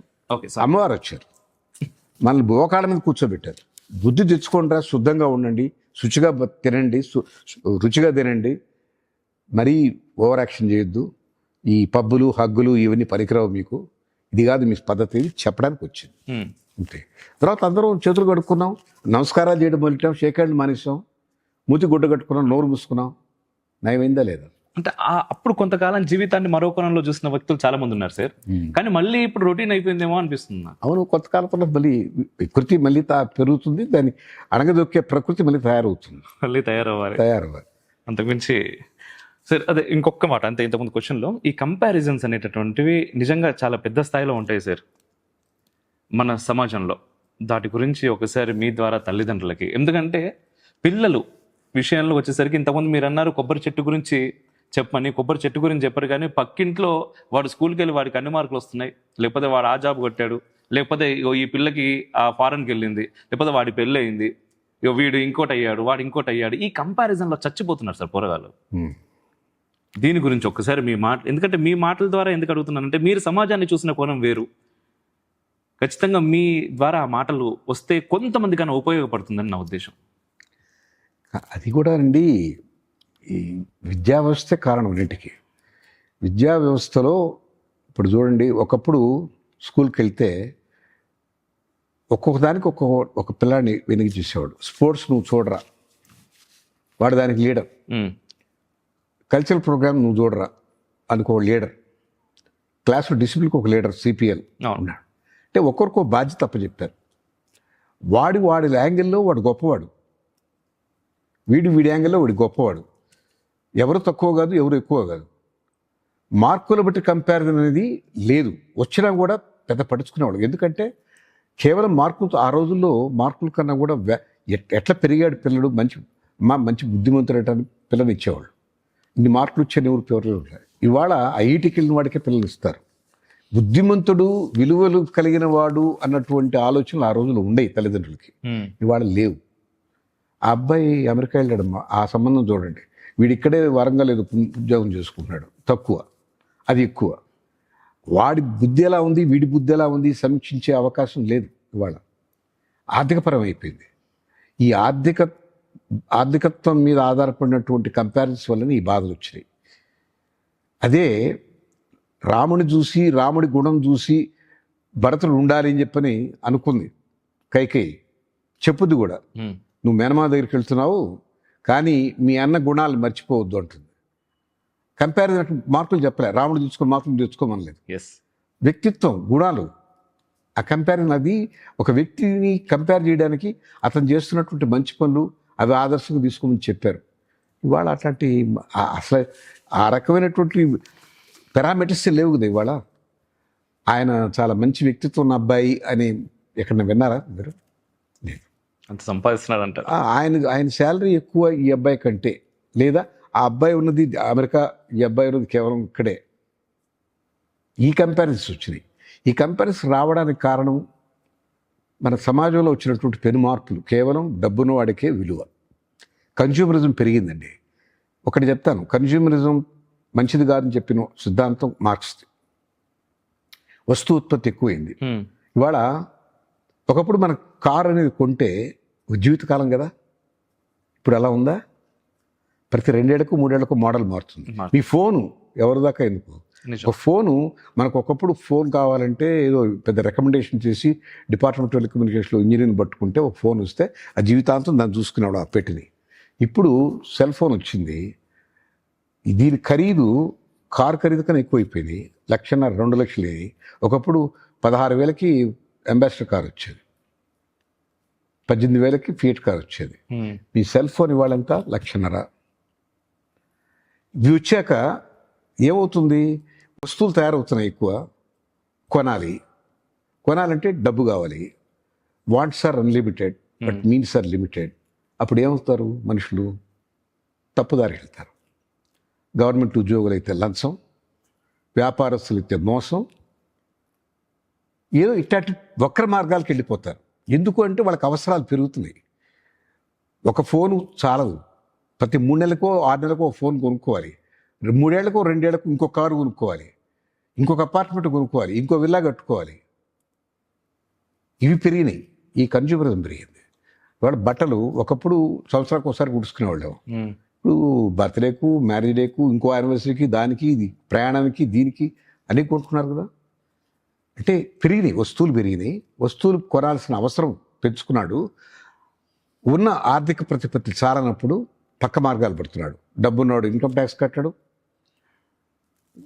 మరి ఉద్యోగం చేసేవాడేమో లంచం తీసుకుంటాడు జీతం కాకుండా, జీతంతో పాటు గీతం అంటాడు. ఇవన్నీ వక్ర మార్గాల సమాజంలో వచ్చేసినాయి. ఇవన్నీ ఎందుకు వచ్చినాయి అంటే ఆర్థికంగా బలంగా ఉండడానికి. ఆర్థికంగా బలంగా ఎందుకు ఉండాలంటే వస్తువులు ఎక్కువ కొని తెచ్చుకోవడానికి. ఇవన్నీ చూశాక కంపారిజన్ కూడా విష సైకిల్. ఇవన్నీ కొనుక్కోగలిగిన మనిషినికే మన అమ్మాయిని ఇవ్వాలి, అంతే అంతే కదా, అంతే సింపుల్. Yes, sir. ఈ కన్జ్యూమరిజం లేదనుకోండి, ఒక కారే మీ జీవితంలో కొనుక్కోగలదంటే ఎవడ వస్తుపడి ఎక్కువ సంపాదిస్తాడండి. ఈ ఓ ఫోనే నీ జీవితం అంతా అంటే అది పనిచేస్తే నీకు అవసరం ఉందండి. మీ అవసరాలు తగ్గిపోతే, ఎప్పుడైతే మీ అవసరాలు తగ్గిపోతే pressure on you to make more money will come down. When there is no pressure on money to come down, నీ దృష్టి వేరే వాటి మీద, జీవితం మీద, జీవితంలో దేవుడు ఇచ్చినటువంటి అనేక ఆస్వాదనల మీద, ఒక మంచి సాహిత్యం, ఒక మంచి సంగీతం, ఒక మంచి కార్యక్రమం, ఒక మంచి ఊరు, ఒక క్షేత్రం, ఒక తీర్థం అన్నిటి మీద వస్తుంది. ఇవాళ అది లేదు. హౌ టు మేక్ మోర్ దీని మీద పడిపోయాడు, ర్యాట్ రేస్లో పడిపోయాడు. అయితే నేను చూస్తున్నాను సార్ కొన్ని చోట్ల ఇప్పుడు ఆశ్రమాలు ఉంటాయి. ఏ ఆశ్రమాలకు వెళ్ళినా కూడా చిన్నపిల్లల కంటే కూడా వయసులో పెద్దగా అంటే లైఫ్లో అన్నీ చూసి మనవళ్ళు మనవరాళ్ళు వచ్చిన ప్లేస్కి ఇక లైఫ్ ఏంట్రా అనుకొని మళ్ళీ వాళ్ళు చాలామంది ఈ సేవ మార్గంలోకి, ఆధ్యాత్మిక మార్గంలోకి వస్తున్న వాళ్ళు చాలా ఆశ్రమం, ఏ ఆశ్రమానికి వెళ్ళినా అక్కడ చాలామంది వాళ్ళే కనిపిస్తూ ఉంటారు. అయితే ఈ ధర్మము, దేశము, పోనీ ఈ సేవ, ఇదన్నీ ఏంటంటే జీవితం చరమాంక దశలో మాత్రమే ఇంట్రడ్యూస్ అవుతున్నాయా అనేది ఒక ప్రశ్న నాకు. అంటే అది పిల్లలకి ఉండాలి. యాక్చువల్గా పౌర సమాజం మంచి పౌర సమాజం కావాలంటే వాళ్ళు చిన్న వయసులోనే మొక్కై వంగదే మానై వంగదని సామెత. ఆధ్యాత్మిక ప్రవృత్తిలో మనం పెట్టుండాలి. మనం పెట్టకపోగా మనం కూడా ర్యాట్ రేస్లో పరిగెత్తాం. వాడు పిల్లలు పెరిగి పెద్దాళ్ళు అయ్యారు. వాళ్ళు నిజంగా డబ్బులు సంపాదించడం మొదలెట్టారు. నువ్వే కదా కోరుకున్న అమెరికా వెళ్ళాలి కొడుకని, వాడు అక్కడి నుంచి రాడు. అక్కడి నుంచి ఏదో నెలకి పని పంపిస్తాడు. అప్పుడు నిర్వేదం వస్తుంది దీనికి. అప్పుడు చిచి ఎంత పొరపాటు చేశారన్న వేచన వచ్చి మనసుకి కొంచెం పక్కదారి పెట్టించుకోవడానికి ఈ ఆశ్రమాలు ఇది తిరుగుతారు. పిల్లల చేత రిజెక్ట్ చేయబడిన వాళ్ళు అక్కడికి వెళ్ళేది. పిల్లలు బాగానే ఉంటే వీళ్ళని చూసుకున్నట్టయితే మళ్ళీ అమెరికా వెళ్ళిపోతారు, ఆశ్రమం వెళ్ళరు. ఎవరైతే వాళ్ళు నిస్పృహకు లోనవుతారో వాళ్ళు మాత్రమే పిల్లలకు దూరమైన వాళ్ళు, పిల్లల ఆదరణకు నోచుకోని వాళ్ళు, పిల్లల అవసరం తీరిపోయి వాళ్ళకి వాళ్ళ దారిని వాళ్ళు ఉన్నారు, మన దారి మనం ఉన్నాం అన్నప్పుడు ఏమి తోచని వాళ్ళు అక్కడికి వెళ్తున్నారు. వాళ్ళ వల్ల ఒరగే సమాజం ఉద్ధరణ ఏమి ఉండదు. కాకపోతే వాళ్ళ ఆత్మను వాళ్ళు ఉద్ధరించుకోవచ్చు. ఇటు వచ్చి సమాజానికి కావాల్సింది ఏంటంటే మంచి పౌర సమాజం కావాలి. పౌర సమాజం మంచిది కావాలంటే మన బిడ్డల్ని మనం ఆ రక్క పెంచాలి. అది మర్చిపోయాం, మనం చేయలే. ఆ తప్పు చేశాం కాబట్టి మనం చివరికి ఏంటంటే ఆశ్రమంలో చేరి అక్కడ స్వామివారి దండం పెట్టుకుని సరిపెట్టాల్సి వస్తుంది. అదే కనిపిస్తుంది చాలా సందర్భాల్లో. సరే, అండ్ కొన్ని సందర్భాల్లో మీ నోటి నేను విన్నాను ఆదిశంకర్ల వారి గురించి అండ్ రమణ మహర్షి వారి గురించి. అయితే వీళ్ళిద్దరూ కూడా అంటే ఆదిశంకర్ల వారు అహం బ్రహ్మాస్మి అని చెప్పారు, అండ్ రమణ మహర్షి వారు మనం ఎవరో తెలుసుకోవాలి అన్నారు. అయితే ఇది మొదలైతే అది చివరి అనుకుంటాను నేను. కాదు, ఒకరిది గమ్యం, ఇంకోరిది మార్గం. గమ్యం ఆయన చెప్పాడు శంకర్ల వారు. ఎస్,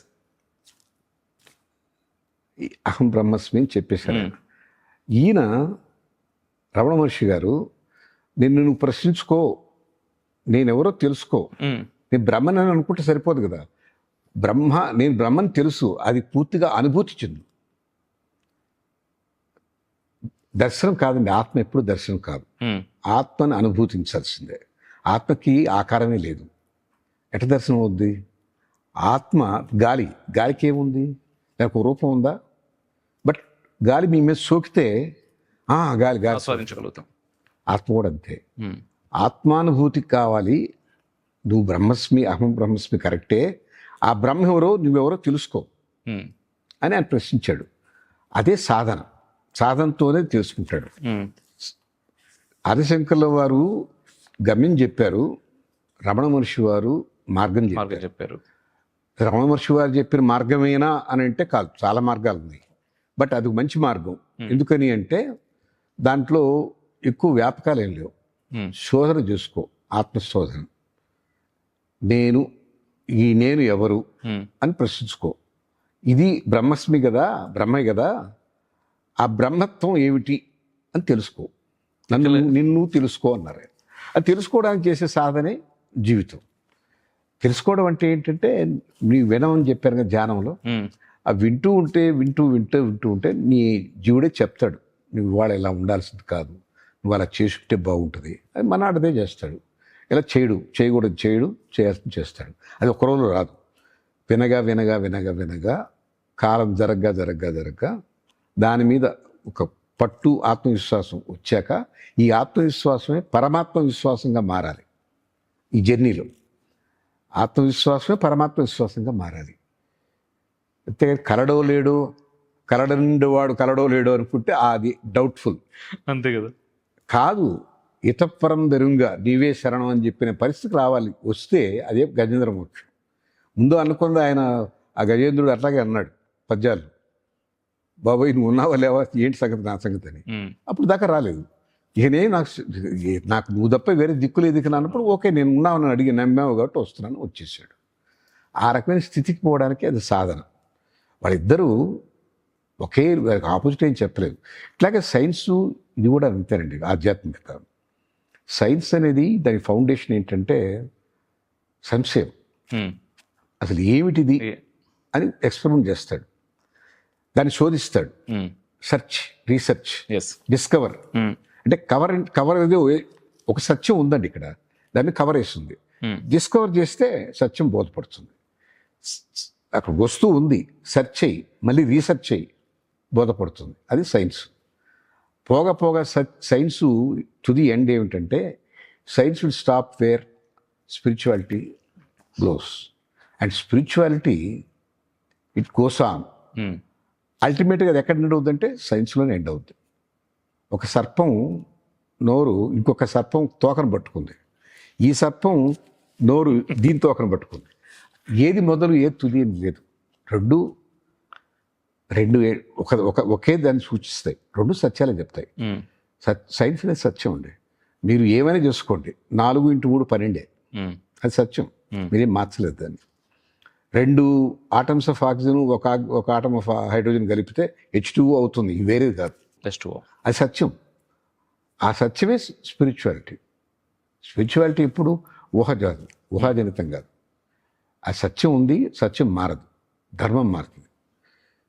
యుగం మారినప్పుడు ధర్మం మారిపోతుంటుంది అనుగుణంగా.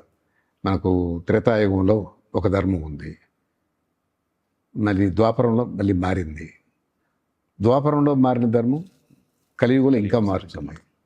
యుగ ధర్మాలు మారుతాయి, కానీ సత్యం అయితే ఒకటే. ఇవి ఇట్లా చిన్న సూక్ష్మమైన విషయాలు ఎవరో పెద్ద తలనిసిపోయాక నేర్చుకునే కావు, చిన్నపిల్లలకి అలవోగ్గా చెప్పాల్సినవి.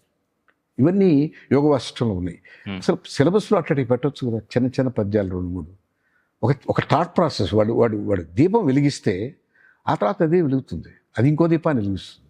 అదే లేకుండా చేసేసి మన సెక్యులర్ అయినటువంటి దొంగ మాటలు మాట్లాడుతూ ఈ పొలిటీషియన్స్ సరస్వదేవి బొమ్మ పెట్టకూడదంటారు. ఎంత దారుణం అది. వాళ్ళ మనోభావాలు దెబ్బతింటాడు. ఏంటి మనోభావాలు దెబ్బతింటాయని చెప్పి రాజకీయ నాయకులు ఇవాళ రేపు భగవంతుని రోడ్డుకి ఇచ్చారు, రాజకీయాలకు ఇచ్చారు. చూస్తున్నారు కదా మీరు రోజు. నిజం. ఎంత దారుణం ఉండేది.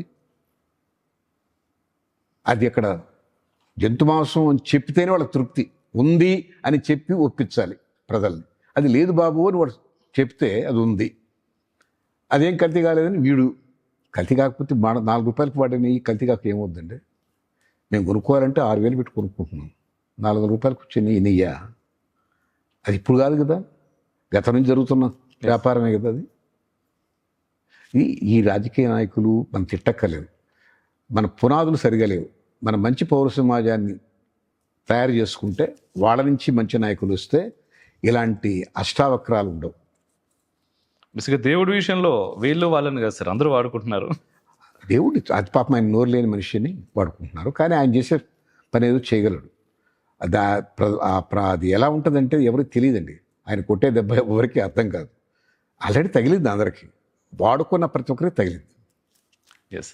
అండ్ మళ్ళీ ఒక ప్రశ్న సార్, అంటే ఈ ప్రశ్నలకు అన్నిటికీ ఒకటే సమాధానం మీరు ఫస్ట్ చెప్పారు కానీ నా ప్రశ్న అడగలేకుండా ఉండలేకపోతున్నాను.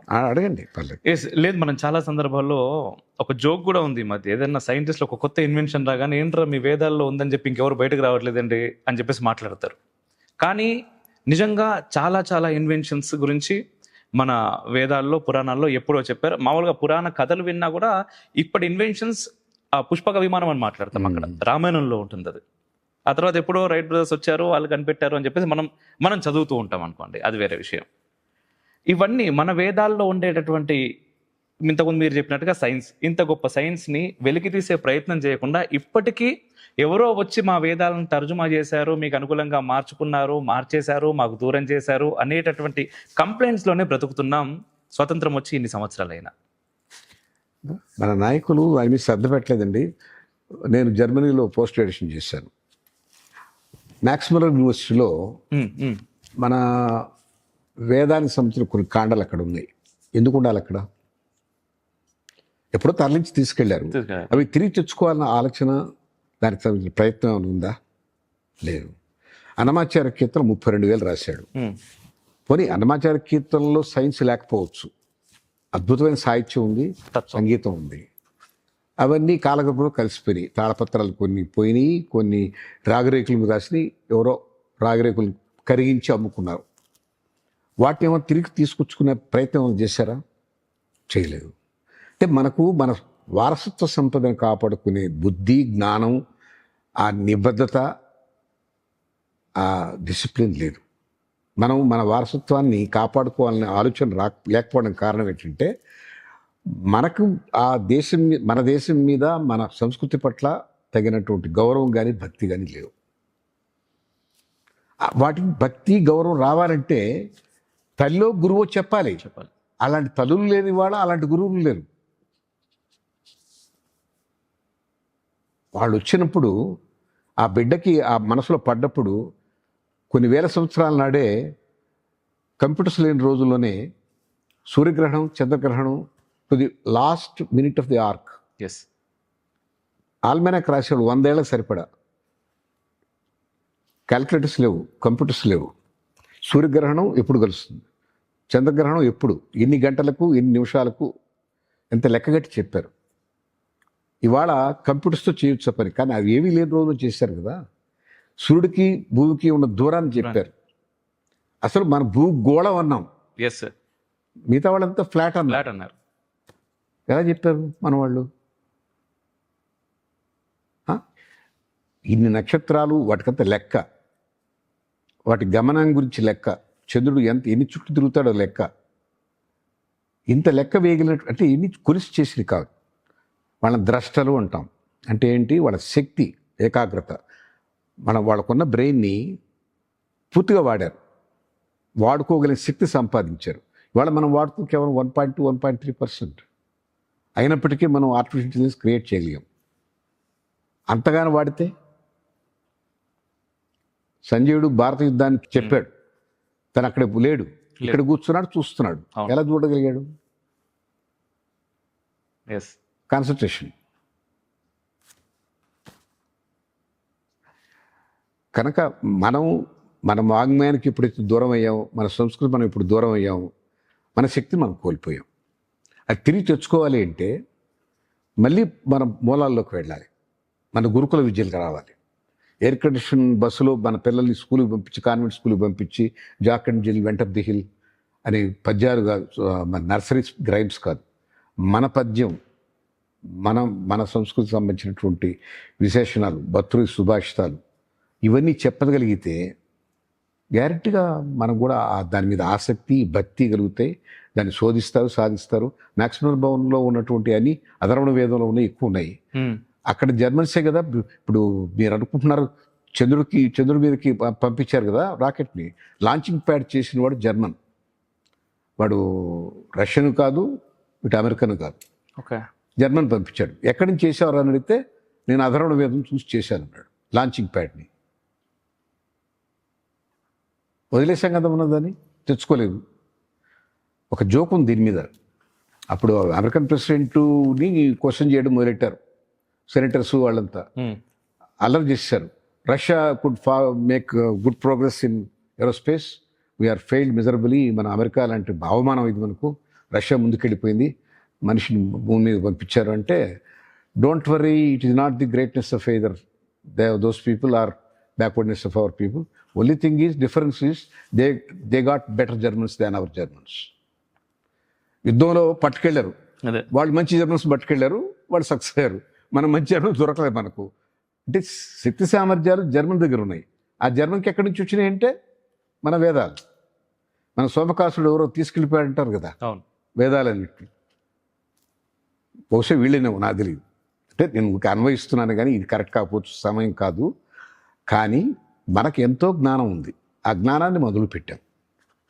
ఎందుకు వదిలిపెట్టామంటే పరాయి పరిపాలన. వాడు మెకాలే ఏమన్నాడు, ఇండియన్స్ మనం లోపరుచుకోవాలంటే వీళ్ళ విద్య నుంచి వీళ్ళని దూరం చేయాలి, తీసేయాలి. వీళ్ళ సంస్కృతి వీళ్ళని దూరం చేయాలి, Yes. మన కాన్వెంట్ స్కూల్స్ ప్రభావం వాళ్ళ మీద పెట్టాలి. అప్పుడు మనం కావాల్సినటువంటి క్లర్క్లు తయారు చేసుకోవచ్చు అన్నాడు. క్లర్క్లుగా తయారు చేశారు మనం. మన విద్య మనకు లేకుండా చేశారు. ఇప్పటిగా తిరోగమన దిశ ఎప్పుడు సార్, ఎప్పుడు మొదలవుతుంది సార్? అవుతుందంటారా? వెళ్తామా మనం? కాకుండా పోదండి. నేను ఆ సిద్ధాంతం, పునర్జన్మ సిద్ధాంతం నమ్మిన వాడిని ఈ చక్ర సిద్ధాంతం కూడా నమ్ముతాను. ఇవాళ మనం లోయెస్ట్ ఎబ్లో ఉన్నాం. It is time one day or other as it is. Sir, ఒకటి, ప్రపంచ దేశాల్లో despite dirty politicians India is progressing. కాదని లేని సత్యం. నిజం. ఏమైనా ప్రభుత్వాల వల్ల అవుతుంది అనుకుంటున్నారా ఈ మంచి అంతా? కాదు, ప్రజల వల్లే. We have bad governance, good families. మనకు ఇంకా కుటుంబ విలువలు ఉన్నాయి. కుటుంబ విలువలు అంటే కేవలం భార్యాభర్త, తల్లి తండ్రి కాదండి. కుటుంబం అంటే మొత్తం సమాజం. మనం ఒక ఉదయం లేచి సూర్యుడు నమస్కారం చేస్తాం, మనకు తెలియకూడదు. అవును. రోజు చెట్ల పాదులో నీళ్లు పోస్తాం, తులసం చుట్టూ తిరుగుతాం.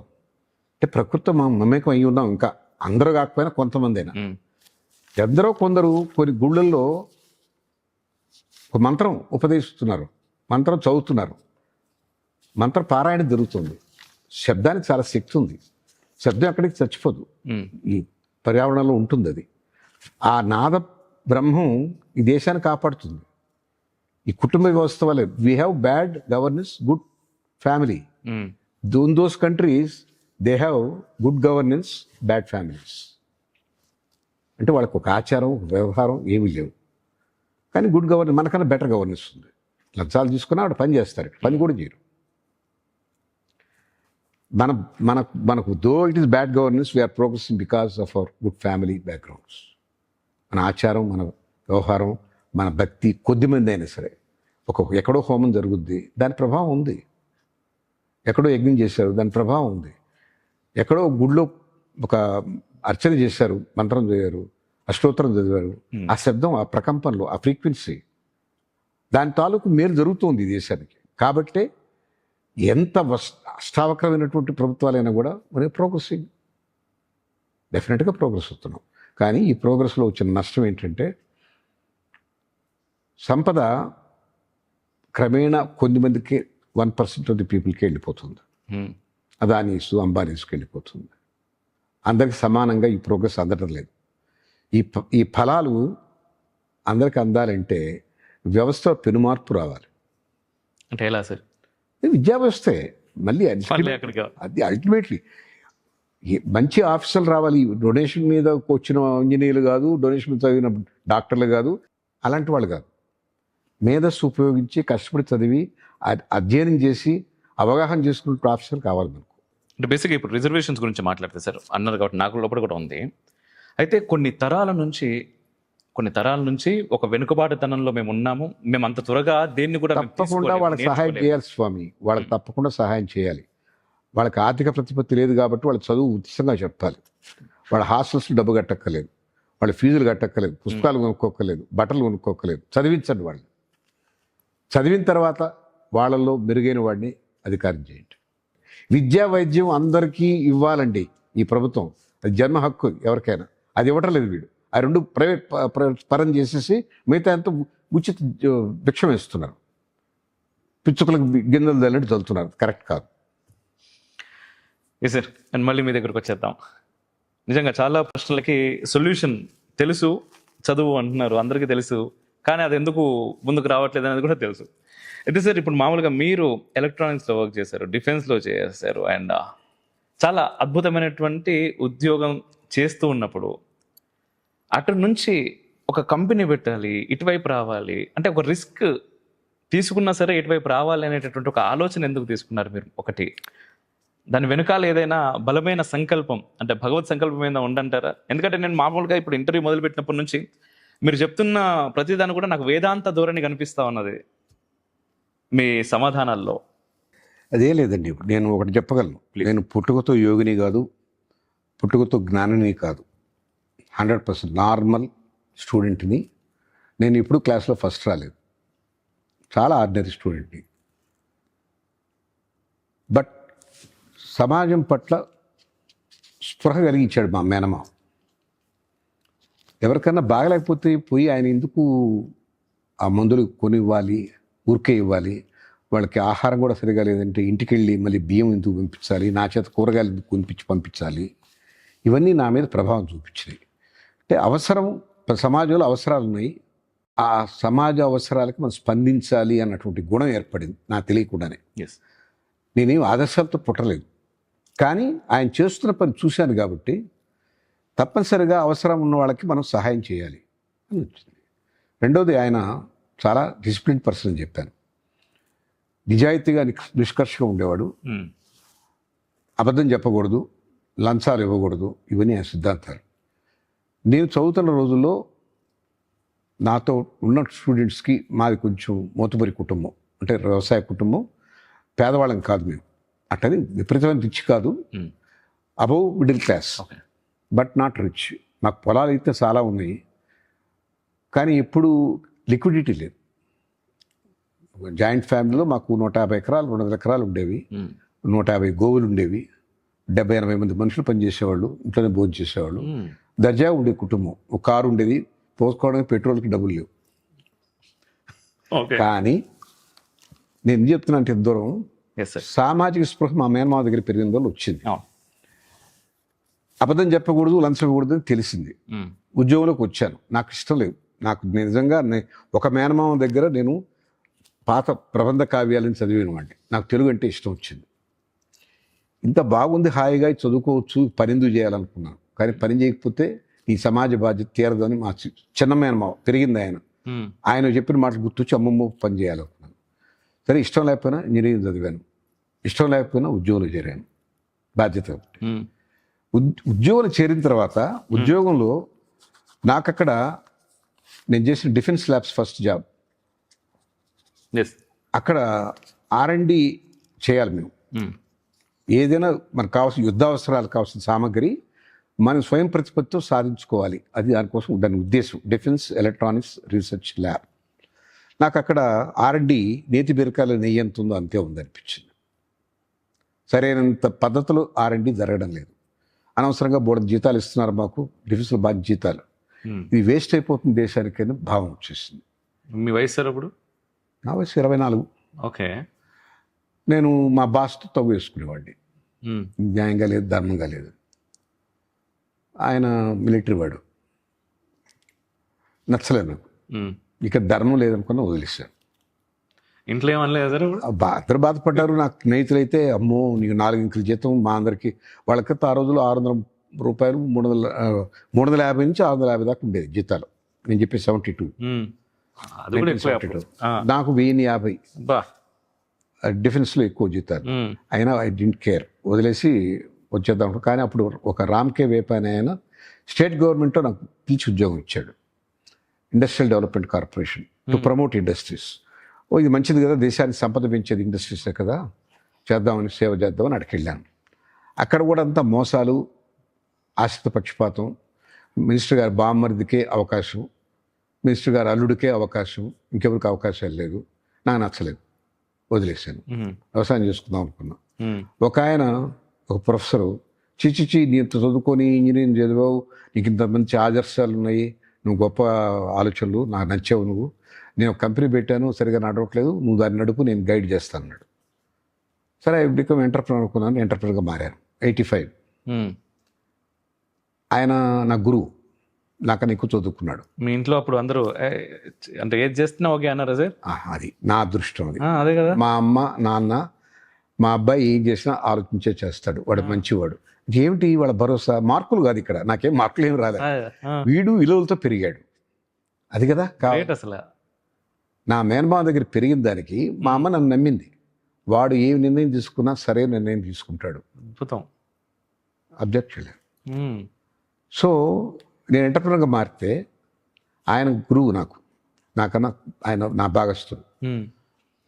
నేను 10,50,000 కట్టి ఆయనతో భాగస్వామ్యం చేశాను. ఆయన ప్రొఫెసరు, ఆయన ఒక ఇండస్ట్రీ పెట్టాడు. దేశ అవసరాలకి, రక్షణ అవసరాలకు కావాల్సినటువంటి batteries, missiles batteries, submarine batteries, MiG air craft batteries, అవి చేయడానికి కంపెనీ పెట్టాడు. కానీ ఆయన హైలీ ఇంటలెక్చువల్, ఎప్పుడు పాఠాలు చెప్పేవాడు కానీ ఆయన ప్రొఫెసర్. దీని మీద దృష్టి పెట్టలేదు. రెండోది ఆయన నేచర్ అండ్ టెంపర్మెంట్కి ఇండస్ట్రీ పనికిరాదు. ఆయనకు ఓపిక తక్కువ, అహంకారం ఎక్కువ. గవర్నమెంట్ ఆఫీసర్స్ తగు వేసుకునేవాడు. మీకు నాలెడ్జ్ లేదు, పొన్ గెట్ అవుట్ అనేవాడు. అది అట్టే ఆయన బిజినెస్ చేయలేడు గవర్నమెంట్తో. నేను ప్రాక్టికల్, నాకు అహంకారం తక్కువే, నాకు ఎలా గవర్నమెంట్ వాళ్ళతో వ్యవహరించాలో తెలుసు, కానీ లంచం అయితే ఇవ్వను. ఒక పద్ధతిలో ఉంటాను నేను. ఆయనకి అసలు గవర్నమెంట్ అంటే అసహ్యం వచ్చేసింది ఆయనకి. అందుకని నేను నడపలేదు, నువ్వు నడుపు అన్నాడు. నేను నడిపేవాడిని. మా బ్యాటరీస్ ఎవరుకుంటారు? డిఫెన్స్ వాళ్ళే కొనాలి. మిగ్ ఎయిర్ క్రాఫ్ట్, తర్వాత మళ్ళీ సబ్మెరైన్స్ ఎవరు కొంటారు? వాళ్ళు మిసైల్స్. సో నేను దాన్ని సక్సెస్ఫుల్గా నడిపాను బాగానే. నా సక్సెస్కి బోర్డిన అవార్డులో ఎన్ని వచ్చినాయి మాకు, 85 నుంచి 91 దాకా ఈ ప్రస్థానం. ఆయనకి స్వాతికిరణం గురువు అయిపోయాడు, ఈర్ష వచ్చేసింది. నేను వీడిని డెవలప్ చేశాను నా శిష్యుడిగా, వీడికి పేరు వచ్చేసింది, అవార్డులన్నీ వీడి పేరుతో వస్తున్నాయి, కంపెనీ నేను పెట్టాను. ఆయనకి రెండోది, నన్ను కొంచెం ట్యాక్స్లు కట్టాల్సిన అవసరం లేదు, ఈ గవర్నమెంట్ సరిగా లేదు, don't waste our money in taxes అని. అంటే ఏం చేయాలంటే లెక్క తప్పు నేను రాయను, నా వల్ల కాదు, నేను లంచం ఇవ్వను, గవర్నమెంట్ ట్యాక్స్లు నేను మార్చను. న్యాచురల్ నేను తోసేసాడు బయటకు, మోసం చేసి తోసేసాడు. అది తోసేసినప్పుడు మళ్ళీ వ్యవసాయం అనుకున్నాను. చూడండి, జీవితం నేను ఇది చేయాలని ఇప్పుడు లేదు. నేను అవకాశం వచ్చింది, చేశాను, కానీ ఆదర్శం కూడా తెలుసుకున్నాను ఎక్కడైనా. అందుకని ఒక సెంట్రల్ గవర్నమెంట్ ఉద్యోగం పోయింది, ఒక స్టేట్ గవర్నమెంట్ ఉద్యోగం వదిలేశాను, ఒక భాగస్వామ్యం నుంచి నెట్టివేయబడ్డాను. ఇవన్నీ ఎందుకు కారణం? ఒక ఆదర్శం నమ్మాను, ఒక ముక్కుసూటిగా ఉండాలనుకున్నాను, ధర్మంగా ప్రవర్తించాలనుకున్నాను, లంచం ఇవ్వకూడదు అనుకున్నాను, ధర్మం కోసం ఎవరితోనైనా యుద్ధం చేయొచ్చు అనుకున్నాను. నా వల్ల కాలేదు, బయటకు వచ్చేసాను. మళ్ళీ వ్యవసాయం చేసుకుందాం పోదాం అనుకున్నాను ఆ టైంలో. పెళ్ళి అయిపోయింది సార్ అప్పుడు మీకు? పెళ్ళి నాకు 73లో అయింది. నేను డిఫెన్స్ ల్యాబ్స్లో పనిచేస్తున్నప్పుడే. నేను మళ్ళీ వెళ్ళిపోదాం అనుకున్న టైం 1981. వ్యవసాయం. మా కజిన్ అండ్ సైంటిస్టు అమెరికాలో ఉంటాడు. మానసికంగా దెబ్బతిన్నాను. ఒక గురువుగా భావించిన ఆయన, పార్ట్నర్గా ఉన్న ఆయన, తెలివిగల ఆయన, మా కుటుంబం నుంచి స్నేహాలు కూడా ఉన్నాయి, ఆ కుటుంబం కలిసేవాళ్ళం. నన్ను చాలా దుర్మార్గంగా బయటకు పంపించేసాడంటే మానసికంగా దెబ్బతిన్నాను. దెబ్బతిని కుంగిపోలేదు, నేను వ్యవసాయం చేసుకుంటాను అని నిర్ణయానికి వచ్చేసాను. నాకు ఇది సూటు కాదు ఈ సమాజం, మా పల్లెటూరు క్లిప్ చేసుకుందాం అనుకున్నాను. ఆయన నా కజిన్ సైంటిస్ట్ అమెరికాలో ఉండి, మనసు బాగాలేదు కదా నీకు, రా దగ్గరికి అన్నాడు. వెళ్ళాను. ఆయన దగ్గర ఉన్నప్పుడు ఒక వారం 10 రోజుల తర్వాత ఆయన హీ వాజ్ సైంటిస్ట్ అని చెప్పాను కదా, he was going to Geneva, WHO, world health organization. He was presenting a paper there. He wanted to give the presentation as immunization impact.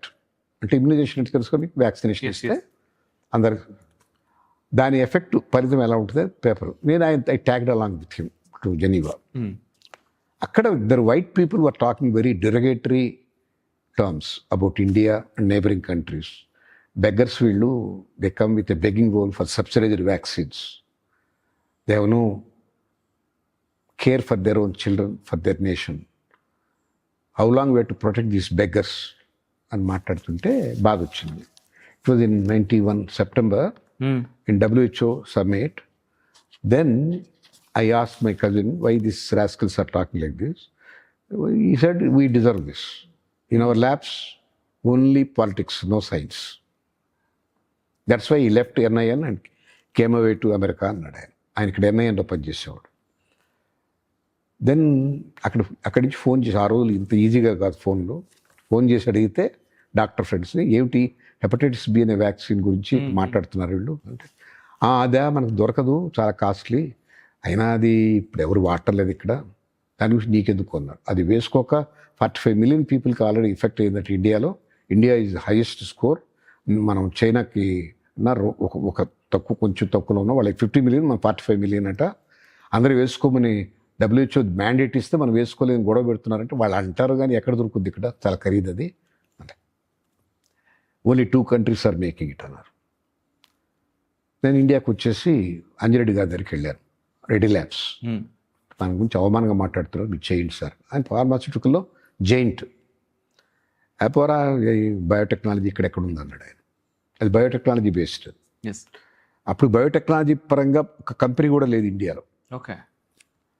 నేను అదేంటండి, మనకు CCMB ల్యాబ్ గొప్పది ఉంది, ఢిల్లీలో NIA ఉంది, నేషనల్ ఇన్స్టిట్యూట్ ఆఫ్ ఇమ్యునాలజీ, పూనాలో national institute of virology ఉంది, ఇన్ని institutes.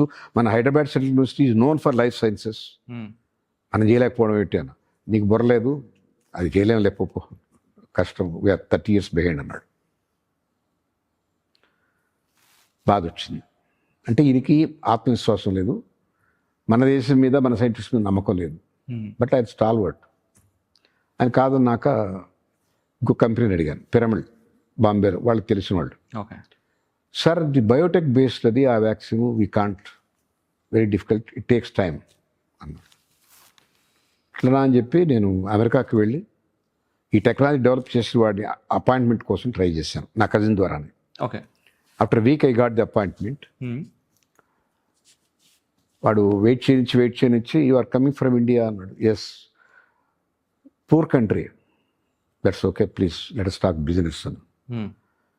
You don't need a vaccine, you have enough children. White arrogance ఎలా ఉంటుంది చూడండి.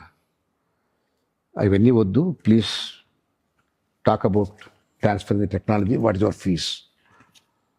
Even if you can afford to pay me say 100 million, I give the technology, your scientists will take at least 3 decades to assimilate this technology, to absorb this technology.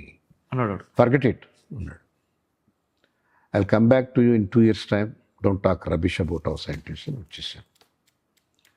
కొట్టేవాడినేమో నా పక్కన cousin, ఈ దేశంలో నీ పిచ్చి వేషాలు వేయకు, నన్ను ఎవిక్ట్ చేస్తారు ఇక్కడి నుంచి అని లాక్కొచ్చేసాడు. వచ్చేసాను, ఇండియాకి వచ్చి ప్రారంభించాను. ఇది నేను కోరుకున్నది కాదు, నేను ఆదర్శంగా పిల్లల్ని కాపాడుతాం అనుకుంది కాదు. రాసేవాళ్ళు రాస్తారు, జర్నలిస్టులు బోల్డ్ని, నేనే దాని రూపకథలు కూడా రాస్తారు, నేనే వ్యాక్సిన్ డెవలప్ చేశాను అంటారు. నేను సైంటిస్ట్ని కాదు, నేను ఎలక్ట్రానిక్స్ ఇంజనీర్ని, నాకు దాని గురించి ఓనమాలు తెలియదు. నేను I made a good team. దేశభక్తి కలిగినటువంటి, దేశానికి ఏమైనా చేయాలన్నటువంటి తపన కలిగినటువంటి యోధుల్ని 3-4 సంపాదించాను. ఉత్తరాలు రాశాను అల్యూమినీ ఆఫ్ ఉస్మానియా యూనివర్సిటీ, అడ్రస్లు తెలుసుకొని, అరే ఈ దేశం నుంచి చదువుకున్నారు, ఈ దేశంలో విద్యను సంపాదించుకున్నారు, ఆడికి వెళ్ళిపోయారు, ఆ దేశాలకు సేవ చేస్తున్నారు, ఇప్పటికీ ఈ దేశానికి తెప్పించుకుంటున్నారు, ఆవకాయనో లేకపోతే నల్లి శారీ, పుల్లారెడ్డి స్వీటు ఏది ఇచ్చినా, దయచేసి ఈ దేశానికి ఏమైనా చేయడానికి రండి, ఈ వ్యాక్సిన్ చేయాలనుకున్నాను రాస్తే 70 ఉత్తరాలు రాస్తే 4-3 రెస్పాండ్ అయ్యారు. 2 వచ్చి చూశారు, ఒక ఆయన ఉండిపోయాడు, ఒక ఆయన వెళ్ళిపోయాడు. తర్వాత ఇక్కడే రిక్రూట్ చేసుకున్నాం. మీరు ఇండియాకి రాగానే ఈ విషయం ఎవరితో చెప్పారు ఫస్ట్? నేను ఇలా స్టార్ట్ ఇలా చేద్దాం అనుకుంటున్నాను అని అక్కడ నుంచి ఇండియాకి రాగానే ఫస్ట్ ఎవరికి చెప్పారు అసలు ఈ విషయాన్ని? ఎవరు నమ్మారు సార్ మిమ్మల్ని? ఎవరు నమ్మలే. కానీ ఏమండి, ఒక ఆలోచనని అందరూ నమ్మాలనే లేదు. ఎవరు నమ్మలేదు కదా, నువ్వు వదిలేసిన అవసరం లేదు. మీ విశ్వాసం అయింది కదా ఇక్కడ, ఈ విశ్వాసం మీకు ఉండాలి. సో చివరికి 7 మంది సమీకరించి నాకు సైన్స్ తెలియదు, సైన్స్లో వాళ్ళని ప్రశ్నలు వేసి వాళ్ళని సెలెక్ట్ చేయలేరు. బట్ వాళ్ళ యాటిట్యూడ్, వాళ్ళ దేశం పట్ల వాళ్ళకున్న కమిట్మెంట్ ఏమిటి, వీళ్ళు దేశం కోసం చేద్దామన్నటువంటి సంకల్పంతో ఉన్నారా లేదా, అది చెక్ చేసుకుని 7 మంది తీసుకున్నాను. ఆ 7 మందే ఇవాళ 1600 మంది అయ్యారు.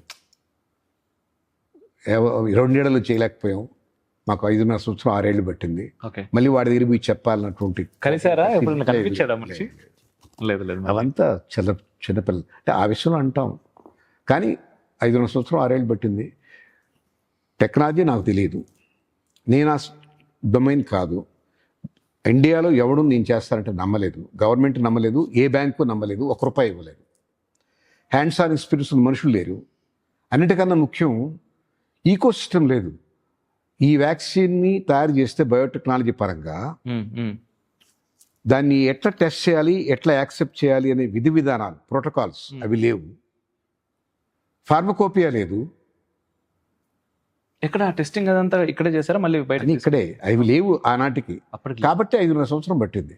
గవర్నమెంట్ ఒప్పించి ఇవన్నీ చేయించి, కమిటీ వేయించి, వాళ్ళ చేత ప్రోటోకాల్స్ రాయించి, దాన్ని యాక్సెప్ట్ చేయించి నానా అవస్థ పడి, అంటే దారే లేదు. Nobody travelled on that way. I started creating the path. The entire burden was on మీ.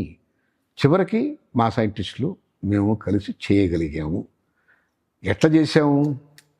మేము అనుకున్నది ఏమిటి లక్ష్యం? ఈ వ్యాక్సిన్ ఎంత కమ్మాలి అనుకుంటే బ్యాంకులో పోయినప్పుడు ఎంత కమ్ముతా ఉన్నారు. ఇది నా ప్లాంట్ ఎంత కావాలో తెలియదు, మిషన్ ఎట్లా మిషన్ కావాలో తెలియదు, ఎంత బిల్డింగ్ కావాలో తెలియదు. అవన్నీ తెలియదండి నాకు ఒక 20 కోట్లే ఉండి. ఎందుకు ప్లాంట్ అండ్ మిషన్ నీకు తెలియదు అన్నావు కదా, నువ్వు డబ్బులు ఇస్తే తర్వాత కొనుక్కుంటా, అది లేకుండా ఎట్టిస్తా ఉండి. మరి ఈ లోపల తయారు చేసుకున్న వాళ్ళని అడిగి వీళ్ళని అడిగి, ఇక్కడ ఎవరు లేరు నాకన్నా ముందు. నేనే వాళ్ళని అడిగి వీళ్ళని అడిగి, వాళ్ళ ఆలోచన ఏమండి, దారి తిరుపతికి ఇటు పోవాలంటే ఇటు పోయి చూడండి, ఇటు రావచ్చు, లేకపోతే అట్లా తిరగండి, అక్కడ రాకపోతే వెనక్కి రండి అన్నట్టుగా ఉంది. ఈ ఎక్విప్మెంటా, ఆ ఎక్విప్మెంటా, ఈ ఎక్విప్మెంటా, ఆ ఎక్విప్మెంటా, లైసెన్స్ కోసం అప్లై చేస్తే రాదు. వాళ్ళకి అర్థం కాదు నేను అడిగేది. ఇది ఎవరు వ్యాక్సిన్ అటువంటి చేయలేదండి. నానా అవస్థపడ్డాను. అందరినీ ఎడ్యుకేట్ చేసుకుంటూ పోవాల్సి వచ్చింది. గవర్నమెంట్లో డిపార్ట్మెంట్ ఆఫ్ బయోటెక్నాలజీని, గవర్నమెంట్లో మినిస్ట్రీ ఆఫ్ హెల్త్ని, వీళ్ళందరినీ సమీకరించి వాళ్ళకి చెప్పి, వాళ్ళ చేత దూషింపబడి, తోసివేయబడి, చీదరింపబడి, చివరికి ఎట్లో భగవంతుడు సంకల్పం గొప్పదైతే, when it is intentions are noble, nature conspires to make it happen. That's what happen. నిజం. నీ ఎంత కమ్ముతావు అంటే ₹50 కన్నా. ఎందుకని ₹50 అన్నావు? నాకు తెలీదు. ₹50 ఎందుకన్నానంటే, మిగతా వ్యాక్సిన్లు, ఇమ్యునైజేషన్లో వాడే వ్యాక్సిన్లు, MMR, మీజిల్స్, మమ్స్, రుబెల్లా, ఇంకోటి డిప్తీరియా, పెర్టుసిస్, టెటనస్, DPT, ఇంకోటి BCG, అన్ని వ్యాక్సిన్లు ₹40 నుంచి ₹50 దాకా ఉంది. నా వ్యాక్సిన్ కూడా అంతే ఉంటే గవర్నమెంట్ ఈజీగా దీన్ని కొని ఇమ్యునైజేషన్లో పెడుతుంది. ఓకే. గవర్నమెంట్ వాడాలి అంటే అది లోకల్ రూపాయలు దొరకాలి. అప్పుడు ఆ టైంలో ఇంపోర్ట్ చేసి కొంతమంది వాడుకునేవాళ్ళు 2 కంపెనీల నుంచి. అది చాలా ఖరీదు ఉండేది. ₹1000 ఉండేది, 850, 870, ₹1000. అది ఫారిన్ ఎక్స్చేంజ్. మన గవర్నమెంట్ ఆఫ్ ఇండియాలో 91లో $300 మిలియన్ ఉంది మన ఫారిన్ ఎక్స్చేంజ్ రిజర్వ్. అది 2 నెలలు ఆయిల్ ఇంపోర్ట్ సరిపోద్ది, చాలదు. అందుకని government was reluctant to import. డబ్బున్న మహారాజులు మాత్రం 1,60,000 డోసులు వచ్చాయట ఇండియాకి. అంటే 1,60,000 డివైడ్ బై 3 డోసులు ఇవ్వాలి ఒకరికి. 55,000 మందికి పనికొస్తుంది. 45 మిలియన్లు. మనకు సంవత్సరానికి 25 మిలియన్ బిల్లలు, అంటే 2.5 కోటి పిల్లలు. 55,000 ఇక్కడ చాలా స్టాగ్నెంట్ అయిన పాత వాళ్ళు ఉన్నారు కదా, అవన్నీ ఉన్నాయి. ఇవన్నీ లెక్కలు చూసుకొని నేను వీళ్ళకి గవర్నమెంట్ ఇవ్వాలంటే అదే ₹40, ₹50 అయితే గవర్నమెంట్ కొని ఇస్తుంది. రూపాయలు కాబట్టి కొంటుంది, తక్కువ అదే రేటు కాబట్టి ఇస్తుంది అని ఆశ అన్నా. నీ ఆదర్శాలు మనకి రాకుండా పంపించేశారు. ఒక్క బ్యాంక్ కూడా డబ్బు ఇవ్వలేదు, బ్యాంకులు ఇవ్వలేదు, టెక్నాలజీ లేదు, టెక్నాలజీ కొనుక్కోవడానికి లేదు, నమ్మకం మన సైంటిస్ట్ చేయగలరని. పోనీ చేసిన తర్వాత దాన్ని యాక్సెప్ట్ చేసే రెగ్యులేటరీ సిస్టమ్ ప్లేస్లో లేదు. ఏ స్టాండర్డ్ చేయాలో ఫార్మకోపియా లేదు, దానికి కమిటీ వేసి చేయించాలా. ఇవన్నీ నానా అవస్థపడి, అసలు బిల్డింగ్ ఎలా కట్టాలి, ఎలాంటి ఎక్విప్మెంట్ కొనాలి, కింద మీద పడి రాత్రి 5.5 సంవత్సరాలకు తయారు చేసి ₹50కే లాంచ్ చేసాం. Coinciding with 50 years of independence, 1997, 50 ఏళ్ళు ఇండిపెండెన్స్. పార్లమెంట్లో పెద్ద సెన్సేషన్. అప్పుడు గుజరాల్ ప్రైమ్ మినిస్టర్, నేను వచ్చి దాన్ని ప్రోడక్ట్ అన్వీల్ చేస్తాను, మీ చీఫ్ మినిస్టర్తో మాట్లాడుకొని రెడీ చేసుకో, ఆగస్టు 18 రిలీజ్ చేస్తాం, ఆగస్టు 15 నాకు ఎర్రకోట మీద జెండా ఎగరేసి వస్తాను, 18 మనం హైదరాబాద్లో లాంచ్ చేద్దాం. India has become third in the world to make this vaccine, and we have become fourth in the world in the genetic manipulation of genes. Genetic కోడ్లో మనం 4వ దేశమే ప్రపంచం, ఇన్ని దేశాలు అప్పటి వరకు లేదు. లేదు. ఇవన్నీ సిఎస్ఐఆర్ ల్యాబ్, గవర్నమెంట్ ల్యాబ్స్ చేయలేరండి. సైంటిస్టులు తక్కువ వాళ్ళ, చాలా మేధావంతులు. వాళ్ళు వాడుకుంది ఎవరండి? గవర్నమెంట్ వాడాలి. వాళ్ళకి దిశానిర్దేశం చేసి ఒక అడ్మినిస్ట్రేటివ్ కంట్రోల్ ఉండి, అరే సొసైటీకి కావాల్సిన ఈ ప్రోడక్ట్, ఈ సర్వీసు మీరు చేయాలి, మీ జీతాలు ఇచ్చి పోషిస్తున్నాం ఇన్నేళ్ల నుంచి అని చెప్పారా? బుడబొక్కలో నేను ఏడు మందితో నేను ప్రారంభించి నేను చేస్తే నా వల్ల ఈయన సైన్స్, అది ఇదేం రాకెట్ సైన్స్ కాదు. వాళ్ళు చేసి ఉండొచ్చు, ఎందుకు చేయలేదు? Sheer lack of leadership in the government. ఇక్కడ నిజంగా నాకు ఒక ప్రశ్న ఒక 10 నిమిషాల నుంచి లోపల అడగాలని ఆపుకుంటున్నాను సార్, బట్ అడగకుండా ఉండలేకపోతున్నాను. ఈ రోజు అనిపించలేదు సార్ ఈ సిస్టమ్ని మార్చాలి మనం అని వచ్చి, మీరు సిస్టంలోకి వచ్చి నిజంగా. ఎందుకంటే చాలా చూశారు, చాలా అవమానాలు చూశారు. ఒక 5.5 సంవత్సరాలు ఒక అద్భుతాన్ని ఆవిష్కృతం చేయడానికి చాలా, అంటే మీరు చెప్పింది చాలా తక్కువ నాకు కనిపిస్తుంది, మీ కళ్ళలో నాకు కనపడుతుంది. ఆ రోజు మీరు పడినటువంటి తపన, శ్రమ. 5.5 సంవత్సరాల తర్వాత ఆ వ్యాక్సిన్ బయటకు వచ్చినప్పుడు మళ్ళీ అదే గవర్నమెంట్ మీ దగ్గరకు వచ్చింది. అసలు మీరు అద్భుతం చేశారన్నది 50 రూపాయలకి లాంచ్ చేశాను. గవర్నమెంట్ రూపాయలు కొనగలదు, తక్కువ రేట్లో కొనగలదు, ఇమ్యూనైజ్ షెడ్యూల్ పెట్టాలి. మన అవమానం చేసిన డబ్ల్యూహెచ్ఓకి మన సమాధానం చెప్పగలిగాం కదా. గవర్నమెంట్ ఏమైనా తీసుకుందా? జస్ట్ ఓపెన్ చేశారు. ఆనాటి హెల్త్ మినిస్టర్ 25 కోట్ల రూపాయలు లంచం అడిగాడు. నేను ఇవ్వనన్నాను, వాడలేదు. నేను చేసినందుకు ప్రైవేట్ మార్కెట్లో ఎంత అమ్మగలను? ఈ చిన్న కంపెనీకి ఎంత మార్కెట్ ఫోర్స్ ఉంటుంది? సిటీలో అమ్మగలిగాను. 2.5 కోట్ల మందికి అందాల్సినటువంటి వ్యాక్సిన్ గవర్నమెంట్ కొని వాళ్ళు కొనలేదు. 11 సంవత్సరాలు కొనలేదు. మళ్ళీ మన్మోహన్ సింగ్ ప్రైమ్ మినిస్టర్ అయినప్పుడు ఆయనకి తెలుసు జరిగిందని. నేను ఆయన అడ్వైజరీ కమిటీలో ఉన్నాను. ఆయన అయ్యో ఇంతకాలం వాడలేదా అని ఇంప్లిమెంట్ చేశాడు. 11 ఏళ్ల తర్వాత నా వ్యాక్సిన్. అంటే ఆ లోపల ప్రైవేట్ మార్కెట్లో మేము అమ్ముతున్నాం, అది కాదు ప్రశ్న. గవర్నమెంట్ తీసుకోవాల్సిన సందర్భం 11 ఏళ్ళు పట్టింది. ఇది గవర్నమెంట్. నాకు 2 సార్లు టెక్నాలజీ అవార్డు ఇచ్చారు. రెండోసారి నేను రానన్నాను, వాజ్పేయి గారు ఇస్తుంటే. ఏమి అన్నారు? నేను చేసిన వ్యాక్సిన్ వాడలేదు మీరు, ఇంకొకటి వ్యాక్సిన్ కాదు, ఇంటర్ఫెరాన్ క్యాన్సర్కి చేశాం. 6,000 రూపాయలు అమ్మేది 250 రూపాయలు చేశాం. అది లాంచ్ చేసినప్పుడు టెక్నాలజీ అవార్డు ఇచ్చారు. గొప్ప టెక్నాలజీ ఇది. నాకు ఈ అవార్డు వద్దు, ఇంప్లిమెంట్ చేయండి అంటే అది అయిపోద్ది డోంట్ వరీ అన్నారు. చేయలేదు. 2వ అవార్డు తీసుకున్నా తగ్గాలేదు. మళ్ళీ అదే ప్రైమ్ మినిస్టర్ ఆఫీస్ నుంచి ఇప్పుడు లాహోర్ యాత్రను పెట్టారు ఆయన, పాకిస్తాన్తో సయోధ్య కోసం. వాళ్ళకి మేము బస్సు ఇస్తున్నాం లాహోర్ నుంచి, ఢిల్లీ నుంచి, షేక్ హ్యాండ్ ఇచ్చుకుందామంటే వాళ్ళు మీ బస్సు సంగతి పక్కన పెట్టవా, మాకు వ్యాక్సిన్ కావాలా, మీ దేశంలో ఒక వ్యాక్సిన్ తయారైంది హెపటైటిస్ బి అని, శాంతాయించి మాకు ఇప్పించండి అన్నారు. 1 మిలియన్ డోసులు ప్రైమ్ మినిస్టర్ ఆఫీస్ వాళ్ళు నన్ను అడిగారు, మేము కొని వాళ్ళకి సప్లై చేయాలని.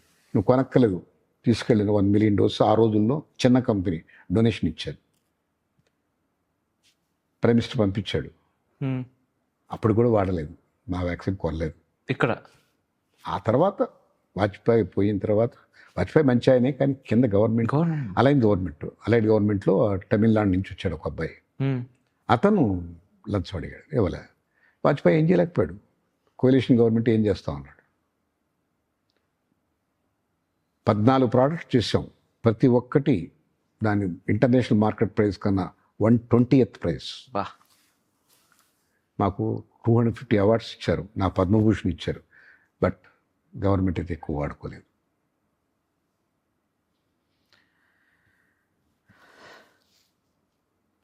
అనుకుంటే దుఃఖం వస్తుంది. నా లైన్ కాదు అది, ఆ లైన్లోకి వచ్చాను, నా జీవితం అంతా దాని మీద పెట్టాను. ఏం ఉపయోగం ఉండే? నా పద్మభూషణ్ వేసుకొని తిరుగుతానా మెడలో వేసుకొని?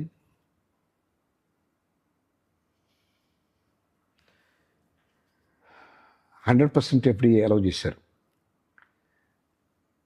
మల్టీనేషనల్స్ వచ్చి ఇది పెద్ద కంటకంగా తయారైంది ఈ కంపెనీ, ఇది పెయిన్ ఇన్ ది నెక్ అనుకున్నారు. When you can't beat the enemy, join the enemy. లోపల ప్రవేశించేశారు. మా ఈక్విటీ షేర్స్ అని కొనేశారు. నేను అందరికీ ఇచ్చాను. కమ్యూనిస్ట్ భావాలు కదా, ప్రతి employee was share holder. 1600 employees share holders మ్మ్. అందరూ భాగస్వాములు. ఎవరు వరప్సరుడు పని చేయలే. మేము మా కంపెనీ మేమే పని చేసుకుంటాం అన్నారు. అలా చేశాను అందరినీ. 350 కన్నా ఎక్కువ ఉండాల్సిన అవకాశం లేదు మా షేర్. ఎందుకంటే ప్రాఫిట్స్ లేవు. తక్కువ రేటుకి అమ్ముతాం కదండి. 1000 రూపాయలది 23 రూపాయలకి అమ్మాం. చివరి 50 కాదు, 23 రూపాయలకి అమ్మాం. 50 కూడా కాదు. యూనిసెఫ్కి $18 అమ్మేవాళ్ళు మల్టీనేషనల్స్. 23 సెంట్లకు అమ్మాం. $18 ఎక్కడ, 23 సెంట్లు ఎక్కడ. ఇట్లా అమ్మింగ్ కాబట్టి మాకు ప్రాఫిట్స్ ఉండవు. కానీ పేరు, ప్రతి పేరు, పెద్ద volume of business. 70% global requirement మేము చేసాం. మల్టీనేషనల్ వాళ్ళు లోపలికి ఎంటర్ అయ్యి 350 రూపాయల షేర్ని 4000 పెట్టుకున్నారు. అందరు ఇచ్చేసారు. మ్మ్. అందరు కొనేసారు. వాళ్ళు చాయిస్ వచ్చేసారు. అంతా. ఇక నా మాట చెల్లదు. వా. కంపెనీ పేరు మార్చేశారు. ఇది గుడ్డి గవర్నమెంటా, గొప్ప గవర్నమెంటా?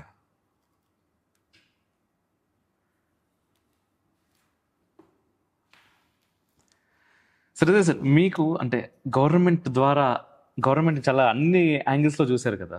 ఇప్పుడు 7గురితో ఒక అద్భుతాన్ని సృష్టించారు. ఏడుగుతో తర్వాత 7గురితో ప్రారంభించి ప్రారంభించడం అనేది చాలా పెద్ద, ఫస్ట్ ఆఫ్ ఆల్ అది చాలా పెద్ద విషయం. 7గురిని నమ్ముకొని మనం ప్రారంభించాలనుకోవడమే చాలా పెద్ద వ్యవస్థ. అట్లాంటిది ఏ రోజైనా ఈ గవర్నమెంట్లోకి మనం ఎంటర్ అవ్వాలి అనిపించలేదా మీకు? నా అలాంటి వాడు బతకలేడట. ఎందుకు అంటున్నారు అలా? చాలు. ఇప్పుడు ఈ వనంలో అన్నీ తోడేళ్లే, జంక బతకలేదు. ఒక్కరే మెజారిటీ. ఇది ప్రజాస్వామ్యం కదా. మీరు డిక్టేటర్ అయితే ఎస్. ఒకసారి ఒక ఇంటర్వ్యూలో చెప్పాను ఈనాడుకి, నాకు ఒక కోరిక ఉంది, ఒక AK-47 తీసుకొచ్చి కనీసం 100 మంది చంపేయాలి నేను. ప్రముఖంగా ప్రచురించాను దాన్ని. ఎందుకంత కోపం మీకు అన్నారు? ఈ వ్యవస్థ ఇట్లా ఉంది, దరిద్రం అని. అంటే మీలాంటి ఒక వ్యక్తికి ఈరోజు అంటే గవర్నమెంట్ కావచ్చు, న్యాయ వ్యవస్థ కావచ్చు, అంటే జ్యుడిషియరీ కావచ్చు, అందనంత దూరంలో ఉంది అనే విషయం మాకు అర్థమవుతుంది. ఒక సామాన్యుడు సార్ ఈరోజు భారతదేశంలో బిలో పవర్టీకి జనాభా చాలా ఎక్కువ సార్. వాడు పొద్దున తింటే రాత్రికి ఎట్లా, రాత్రి తింటే రేపు పొద్దున ఎట్లా అని బ్రతుకుతున్నటువంటి వ్యక్తులు చాలామంది ఉన్నారు మన సమాజంలో, మన దేశంలో ముఖ్యంగా. వాళ్ళకి ఈ న్యాయస్థానం సరైన న్యాయం చేయగలుగుతుందా? లేదు, అస్సలు లేదు. నా విషయమే పెద్ద ఎగ్జాంపుల్. ప్లీజ్. నాకు నా భాగస్వామి హైదరాబాద్ బ్యాటరీస్, అది ఆయన నా షేర్స్ నన్ను అమ్మనివ్వలేదు. అది ఆయనకే అమ్మాలని కండిషన్ పెట్టాడు. ఆయనకే 10 రూపాయలకి ఇవ్వాలని కూడా కండిషన్ పెట్టాడు. కోర్టులో వేశాడు. అసంబద్ధమైన కోరిక కోర్టులో వేశాడు, ఏదో చిన్న కోర్టులో. అది తేలదు. అప్పటికి తేలిన తర్వాత 2 ఏళ్ళకు 3 ఏళ్ళకి తేలితే నెక్స్ట్ అప్పీల్ చేస్తాడు పెద్ద కోర్టుకి. అక్కడ 3 ఏళ్ళు 4 ఏళ్ళు మళ్ళీ నేనే గెలుస్తాను, మళ్ళీ అప్పీల్ చేస్తారు. దేనికి అప్లై చేస్తారు? ఫుల్ బెంచ్ అంటాడు. ఆడ 6 ఏళ్ళు 7 ఏళ్ళు, మొత్తం 14 ఏళ్ళు. Justice delayed is justice denied. Do accept? అంతే కదా సార్. 14 ఏళ్ళు నాకు రాకపోతే నాకు ఇక్కడ కావాల్సిన డబ్బు పెట్టడానికి సాయంత్రాలు ఆ డబ్బు అవసరం రాలేదు. అంచెలంచెలుగా కోర్టుకు వెళుతూ అసలు దాన్ని ఎలా అడ్మిట్ చేస్తారు? కింద జడ్జి చెప్పింది మళ్ళీ అప్పీల్ అనేది ఏంటి? అసలు అవసరం అప్పీలు? అంటే జడ్జిని అవమానం చేయడం కాదు అది. ఆనరబుల్ మిలార్డ్ అని మనం సంబోధిస్తాము. వాడి జడ్జిమెంట్ ఈ సవాల్ చూస్తూ పై కోర్టుకు వెళ్ళడం, అక్కడ మళ్ళీ ఓడిపోవడం, అక్కడి నుంచి మళ్ళీ ఇంకో దానికి వెళ్ళడం, అక్కడ మళ్ళీ 4 ఏళ్ళు, ప్రతి దగ్గర 2 ఏళ్ళు 3 ఏళ్ళు 4 ఏళ్ళు అయితే 14 ఏళ్ళు పడితే చివరికి అప్పుడు నేను గెలిస్తే ఉపయోగం ఏంటి? నేను విడాకులు తప్పు చేశాను అనుకోండి నా వయసులో ఉండగా, 25 ఏళ్ళ తర్వాత 30 ఏళ్ళ తర్వాత ఇచ్చారు, ఉపయోగం అది? ఇక్కడ పెండింగ్ కేసులు కొన్ని కోట్ల నెంబర్లో ఉన్నాయి. అంతా అనకూడదు, తప్పదు. ఇప్పుడు ఉన్న రాజ్యాంగంలో అవమానం చేయవు కోర్టుని, మీకు తెలుసు. అంతా అవినీతే. ప్రతి వ్యవస్థ నిర్వీర్యం అయిపోయిందంటే దీనికి కారణం మంచి పౌర సమాజం లేదు. దీనికి కారణం మన విద్యా వ్యవస్థ సరిగా లేదు.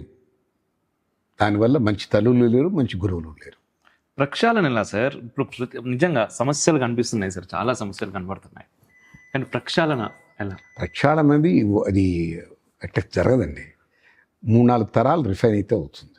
ఇప్పుడు మీకు వరి ముందు నారులో వేస్తారు, మడిలో వేస్తారు, అక్కడ ట్రాన్స్ప్లాంట్ చేస్తారు, అది ఎదగాలి, 5 నెలలు 6 నెలలు పెరగాలి, ఆ తర్వాత పంట వస్తుంది. ఒక గింజను విత్తనం వేశాక 6 నెలల దాకా మీకు పంట రాదు. 4 తరాలు మారితే కానీ మీరు కోరుకున్న మంచి పౌర సమాజం రాదు. ఆ పౌర సమాజం పూర్తిగా వచ్చినప్పుడే ఇలాంటి వీక్గా ఉన్నటువంటి న్యాయ వ్యవస్థలు, వీక్గా ఉన్న పోలీస్ వ్యవస్థలు, మోసంగా ఉన్నటువంటి జర్నలిజం, ఈ గవర్నెన్స్, ఈ 4 పిల్లర్స్ కదా, ఇవన్నీ 4 ప్రక్షాళన కావాలంటే 4 తరాలు కావాలి, మారాలి. కొత్త తరం, కొత్త స్వరం రావాలి. అప్పుడు దాకా మనం అయితే ఆ ప్రయత్నం జరగట్లేదు. ఇంతవరకు ప్రయత్నం జరగట్లేదు. ప్రయత్నం మొదలవ్వాలి, జరగాలి, ఆ తర్వాత 4 తరాలు దాటాలి. చూడండి, మన మాతృభాషలో విద్యాబోధన చేయండి అని అడుగుతున్నాం. ఒక్క ముఖ్యమంత్రి అయినా ముందుకు వచ్చేసాడా? చేయడు. ఎందుకు చేయడు తెలుసా? ప్రజల్లో మార్పు వచ్చేస్తుంది, ప్రజల్లో చైతన్యం వస్తుంది, ప్రజల్లో గర్జించే గుణం వస్తుంది, ప్రశ్నించే తత్వం వస్తుంది. వాళ్ళకి ఇష్టం లేదు. గొర్రెలా ఉండాలి మనుషులు, మారకూడదు, అడగకూడదు.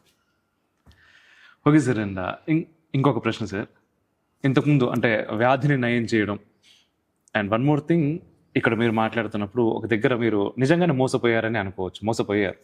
అయితే ఈ మొత్తాన్ని మనం ప్రారంభంగా చూడాలా, లేదు మన అమాయకత్వంగా చూడాలా, లేకపోతే కర్మాన్ని మారుస్తున్నట్టుగా చూడొచ్చా, లేదు ఓన్లీ శారీరకమైనటువంటి వ్యాధి నుంచి మాత్రమే బయట పెడుతున్నట్టుగా చూడాలి? నేను 4 ఆప్షన్స్ ఇచ్చారు, ABCD అని. 4 ప్రశ్నలు. నేనంటాను ఈ కల్మినేషన్ ఆఫ్ ఆల్.